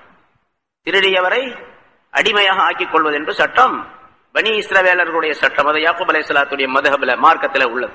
அதனால இந்த ஏவலர்கள் கேட்கிறாங்க, அந்த மரக்கால அந்த பாத்திரத்தை உங்க பொருள்ல இருந்து எடுத்துட்டா என்ன தண்டனை கொடுக்கிறது அந்த ஆளுக்கு அப்படின்னு கேட்கிறாங்க. ஃபமா ஜஸாஉஹு இன் குன்தும் காதிபீன், நீங்கள் பொய்யர்களாக இருந்தால் அவருக்கு என்ன தண்டனை. காலு, அந்த சகோதரர்கள் சொன்னார்கள், ஜஸாஉஹு மம் உஜித ஃபீ ரஹலிஹி, அதற்குரிய தண்டனை யாருடைய பொதியிலே யாருடைய சுமையிலே அது பெற்றுக் கொள்ளப்பட்டதோ அவர்தான், அவரையே தண்டனையாக அவர் தண்டனை அவர்தான் அப்படின்னு சொன்னா அவரை அடிமையாக ஆக்கிக் கொள்வது அப்படின்னு. அவர்தான் அதற்குரிய தண்டனை. கதாலிக்க நஜ்ஸில் லாலிமீன், இப்படித்தான் திருடிய அநியாயக்காரர்களுக்கு நாங்கள் தண்டனை கொடுப்போம் எங்க நாட்டுல எங்க மார்க்கத்துல அப்படின்னு அந்த சகோதரர்கள் சொன்னாங்க. சரி, இப்ப இன்னும் சோதனை எல்லாம் செய்யல, மூட்டையெல்லாம் அப்படியே இருக்குது ஒட்டகங்கள்ல ஏற்றப்பட்டு. இப்ப எல்லாத்தையும் கீழே இறக்கி அல்லது இறக்காமலோ சோதனை செய்யறாங்க, யார்கிட்ட அந்த மரக்கால் இருக்குது பார்க்கலாம் அப்படின்ட்டு. சோதனை எப்படி செய்யறாங்க அதையும் யூசுப் அலைஹிஸ்ஸலாம் தான் சொல்லி தந்தாங்க, இப்படித்தான் செய்யணும் அப்படின்னு சொல்லிட்டு. போன உடனே நேரா புனியாமீனுடைய மூட்டையில் இருக்கு, அதை அவுத்து பாத்திரக்கூடாது, சந்தேகம் வந்துடும், எப்படி இதுக்குள்ள இருக்குது இவருக்கு எப்படி தெரியும் அப்படின்னு கண்டுபிடிச்சிடுவாங்க. அப்ப ஏதோ சூழ்ச்சி நடந்திருக்குது. அதனால அவர்களுடைய மூட்டைகளை அவிழ்க்க ஆரம்பித்தார்கள். முதல்ல கபல வியாஹி, அந்த சகோதரருடைய மூட்டைகளை பையை அவிழ்ப்பதற்கு முன்னாலே சகோதரர் புனியாமீனுடைய அந்த பொதியை அவிழ்ப்பதற்கு முன்னால் அவர்களுடைய அந்த சாமான்களை அவிழ்க்க ஆரம்பித்தார்கள். சும்மா பிறகு அப்ப 10 பேரையும் பார்த்தாங்க, 10 இல்ல. அவங்களுக்கு சந்தோஷம், சரியா எடுத்துருக்க. புனியாமீன் எடுத்திருக்க முடியாது, ஏன்னா அப்பாவி பையன், சிறு வயசு நம்ம தம்பி தான், அதனால எடுத்திருக்க முடியாது அப்படின்னு அவங்க நம்பினாங்க. சும்மா பிறகு இஸ்தக்ரஜஹா மின் விஆஇ அஹீஹி, தன்னுடைய யூசுப் அலைஹிஸ்ஸலாத்துடைய சகோதரருடைய மூட்டையிலிருந்து அந்த பாத்திரத்தை வெளியாக்கினார்கள், எடுத்தார்கள். இப்ப அவங்களே சொல்லிட்டாங்க, தண்டனை இதுதான்ப்பா, இவரை எல்லாத்தையும் கூட்டு போயிட்டாங்க. எல்லாரும் போயிட்டாங்க, இவரை மட்டும் கூட்டு போக முடியாது, எல்லாரும் போனாங்க அரண்மனைக்கு திருப்பி. அல்லாஹ் சொல்லுகிறான், கதாலிக்க கித்னா லி யூசுஃப, எப்படி இப்ப புனியாமீனை யூசுப் இடத்துல தங்க வைப்பதற்காக வேண்டி அல்லாஹ் தான் செஞ்சான். இந்த இங்க அடுத்த வாசகத்தின் மூலமா அல்லாஹ் தான் இந்த ஏற்பாடு செய்யும். யூசுப் அலைஹிஸ்ஸலாம் அவருடைய அறிவு பயன்பட்டது, அவருடைய தந்திரம் பயன்பட்டது என்று இருந்தாலும் கூட சொல்லிக் கொடுத்தது யாருன்னு கேட்டா அல்லாஹ் தான் சொல்லிக் கொடுத்தாங்க. யூசுப் அலைஹிஸ்ஸலாத்துக்கு சொல்லிக் கொடுத்தது அல்லாஹ் தான், ஏன்னா நபி தானே, அவங்க பெரிய ரசூல், அதனால அல்லாஹ் சொல்லித்தான் செஞ்சாங்க. அதை இங்கே சொல்ல, கதாலிக்க கித்னா லி யூசுப், இப்படித்தான் யூசுஃபுக்கும் நாம் தந்திரம் செய்தோம். அதாவது யூசுஃபையும் இந்த மிஸ்ர் தேசத்துக்கு கொண்டு வந்து அரசராக்குவதற்கு நாம தான் தந்திரம் செஞ்சோம். யூசுப் இருந்து நாங்க விளையாட போறோம், கூட்டு போறோம், காட்டுல விளையாடுவோம், சாப்பிடுவோம், உல்லாசமா இருப்போம், ரொம்ப சந்தோஷமா இருப்போம் அப்படின்னு கூட்டு வந்து கிணத்துல தள்ள வச்சது நான் தான். அப்புறம் அடிமையாக விற்பனை செய்யப்பட்டது நான் தான், செய்ததுக்கு ஏற்பாடு செய்தது நான் தான். அந்த ஜலீஹாவுடைய வீட்டுல இருந்தது செஞ்ச வச்சது, அங்க அடிமையாக இருக்க வச்சது நான் தான். பிறகு அங்க எல்லா வேலைகள் என்னென்ன நடந்துச்ச சிறையில் இறக்க வச்சது மற்ற எல்லாமே நான் தான் செய்தேன் என்று அல்லாஹ் தஆலா சொல்லுகிறார். கித்னா கதாலிக கித்னா லி யூசுஃப, இப்படித்தான் யூசுஃபுக்கும் நாம் தந்திரம் செய்தோம். யூசுஃபை இந்த எகிப்து நாட்டை அரசரா, அவர் கண்ணா நாட்டிலே அப்படியே இருந்திருந்தா எகிப்து நாட்டுக்கு எப்படி அரசராக வர முடியும்? அரசராக வருவதற்குரிய ஏற்பாட்டை நாம் தான் செய்தோம் என்று கருத்து.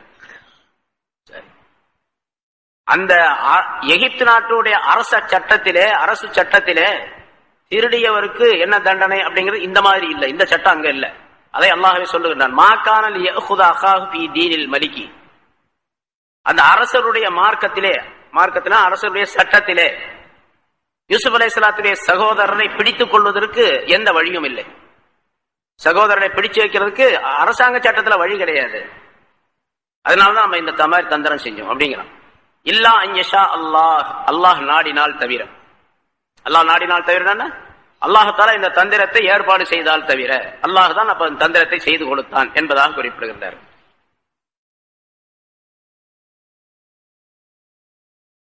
இந்த இடத்துல அந்த பாத்திரத்தை புனியாமீனுடைய அந்த மூட்டையில் இருந்து எடுத்த பொழுது புனியாமீனை பார்த்து அந்த சகோதரர்கள் கேட்டாங்களாம், நாங்க நினைக்கவே இல்லையாப்பா இந்த மாதிரி திருடுவேன்னு சொல்லிட்டு, இது யாருப்பா இந்த மரக்கால யார் திருடுனது, யார் கொண்டு வந்து வச்சது, நீ திருடுனியா? அப்ப புனியாமீன் சொன்னாராம், ஏன்னா முதல்லயே தெரியும் சகோதரர் யூசுப் அலைஹிஸ்ஸலாம் அவர்கள் சொல்லி தந்திருக்கிறாங்க இந்த மாதிரி நிகழ்ச்சி நடைபெறும் அப்படின்னு சொல்லிட்டு. புனியாமீன் சொல்லுகின்றார் தன்னுடைய சகோதரத்துல சொன்னார், எனக்கும் தெரியாது இந்த பாத்திரத்தை யார் வச்சாங்கன்னு எனக்கு தெரியாது. உண்மையிலே அவருக்கு தெரியாது இல்ல, பாத்திரத்தை வைக்கிறது அப்படின்னு சொன்னாங்க, யார் வச்சாங்கன்னு தெரியாது. அதனால அவர் பொய்யும் சொல்லல, இந்த பாத்திரத்தை யார் வச்சாங்கன்னு தெரியாது.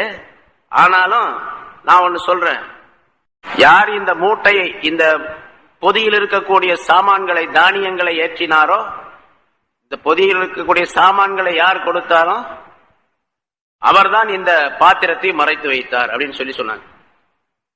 இது ரெண்டு கருத்து. புனியாமீன் சொல்றது, யார் இந்த பொருள்களை கொடுத்தாரோ அவர்தான் இந்த பாத்திரத்தை இதற்குள்ளே மறைத்து வைத்தார் அப்படின்னு சொன்னா யூசுப் அலைஹிஸ்ஸலாம் தான் மறைச்சு வச்சாங்கிறது கருத்து, அவர் விளங்கினது. ஆனா இந்த சகோதரர்கள் இப்படி இந்த வாசகத்தை சொன்னோம்னா சகோதரர்கள் எப்படி விளங்கினாங்க கேட்டா, யார் தானியத்தை கொடுத்தார்களோ அவர்கள் தான் அப்படின்னு சொன்னோம்னா அல்லாஹ் தானியம் கொடுத்தா அல்லாஹ் தான் மறைச்சு வச்சான் அப்படின்னு அவங்க விளங்கினாங்க. யூசுப் புனியாமீன் சொன்ன அந்த வாசகத்தில் அவர்களுக்கு சந்தேகம் வரல. ஆனா இவர் திருடிட்டார், உண்மையிலேயே இவர் தான் திருடி மறைத்து வைத்திருக்கிறார் அப்படிங்கிறதையும் உறுதியாக நம்பினாங்க அவங்க. எப்படி இல்லாம எப்படி இந்த உன்னுடைய இதுல மூட்டையில மட்டும் இந்த பாத்திரம் இருக்க வேண்டிய காரணம் என்ன? நாங்க எடுக்கல, ஆனா நீ கண்டிப்பா அதை எடுத்திருப்ப என்ற நம்பிக்கையில அவர்கள் சொன்னார்கள் நீ தான் திருடினா என்பதா.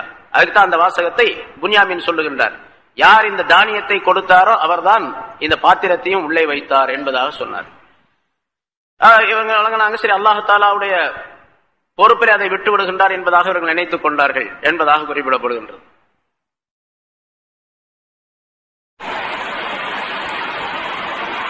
இப்ப புனியாமீன் யூசுப் அலைஹிஸ்ஸலாம் அவர்களிடத்தில் தங்குவதற்குரிய ஏற்பாடு ஆகிவிட்டது.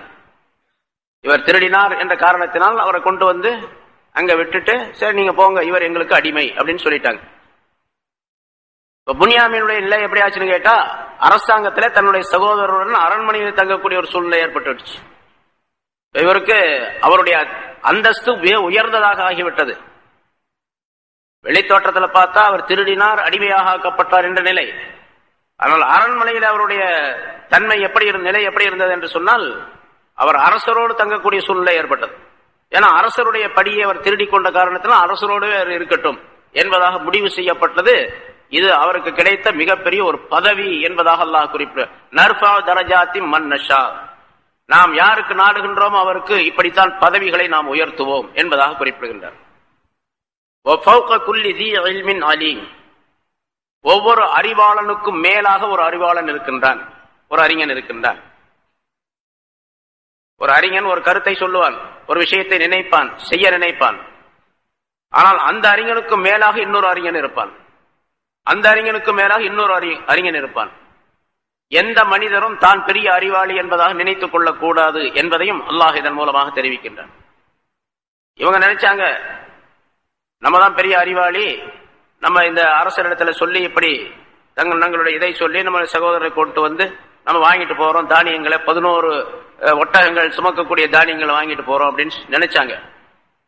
ஆனா யூசுப் அலைஹிஸ்ஸலாம் அவர்கள் தங்களுடைய அறிவை பயன்படுத்தி தன்னுடைய தம்பியை தன்னோடு தங்க வைக்கக்கூடிய சூழ்நிலையை உருவாக்கியது அவர்களுடைய அறிவை விட மிகப்பெரிய அறிவு. அல்லாஹ் தஆலா எதை நாடுகின்றான் அதை நடத்துவான் என்பதற்கு இது ஆதாரமாக இருக்கின்றது என்பதாகவும் குறிப்பிடப்படுகின்றது. அல்லாஹ் தஆலா யாருக்கு நாடுகின்றானோ அவருக்கு பதவி உயர்வை தருவான் என்பதற்கும் இது ஆதாரமாக. சாதாரணமாக இருந்த ஒருவர் அவர் அரசராக ஆனார். அரசரோடு தங்கக்கூடிய சூழ்நிலையை தன்னுடைய சகோதரருக்கும் அல்லாஹ் தஆலா கொடுத்து விட்டார், அவருடைய சகோதரருக்கும் கொடுத்து விட்டார். அல்லாஹ் தஆலா சொல்றான், ஃபௌக குல்லி தீ இல்மின் அலீம், ஒவ்வொரு அறிவுடையவருக்கும் மேலாக இன்னொரு அறிவாளி இருக்கின்றார் என்பதாக. இது பொதுவாக உலக மக்களுக்கு மத்தியிலே உள்ள விஷயம் மட்டுமல்ல, அல்லாஹ் தஆலாவை சார்ந்த விஷயமாகவும் ஆயத்தாகவும் அறிவிக்கப்படுகின்றது, சொல்லப்படுகின்றது. அதாவது உலகத்திலே ஒரு பெரிய அறிவாளி, அவர் தன்னை பெரிய அறிவாளி என்பதாக நினைத்துக் கொண்டிருக்கின்றார். ஆனால் அவரை விட இன்னொரு பெரிய அறிவாளி இருப்பார். அவர் அறிவாளி, அவரை விட இன்னொரு பெரிய அறிவாளி இருப்பார், அவரை விட இன்னொரு பெரிய அறிவாளி இருப்பார். இப்படியே இவரை விட பெரிய அறிவாளி, இவரை விட இவரை விட இவரை விட என்று சொல்லிக்கொண்டே போனால் கடைசி அங்க போய் நிற்கும், அல்லாஹ்விடத்துல போய் நிற்கும். அல்லாஹ் தான் எல்லாவற்றை விட எல்லாவரை விட பெரிய அறிவாளி. அவன் தான் அலீம். அலீம், ஒவ்வொரு அறிவுடையவருக்கும் மேலே ஒரு அறிவாளி இருக்கின்றான் என்பது பொதுவாக மக்களுக்கு மத்தியிலே சொல்லப்படக்கூடிய வாசகமாகவும் அல்லாஹுக்கு சொல்லப்படக்கூடிய கருத்தாகவும் அமைக்கப்பட்டிருக்கின்றது என்பதாக குறிப்பிடுகிறார். ஹஜ்ரத் இப்னு அப்பாஸ் ரலியல்லாஹு தஆலா அன்ஹு அவர்கள் ஒரு நாள் இது மாதிரி ஒரு பயான் செஞ்சுக்கிட்டு இருந்தாங்க. ஜனங்கள்லாம் ஆச்சரியப்பட்டாங்க அவங்களுடைய பயானை பார்த்து. சுப்ஹானல்லாஹ், என்ன கருத்து சொல்றார், என்ன அற்புதமாக. அப்ப இப்னு அப்பாஸ் ரலியல்லாஹு தஆலா அன்ஹு சொன்னார்கள், இந்த ஆயத்தை சொன்னார், ஃபௌக குல்லி தீ இல்மின் அலீம்.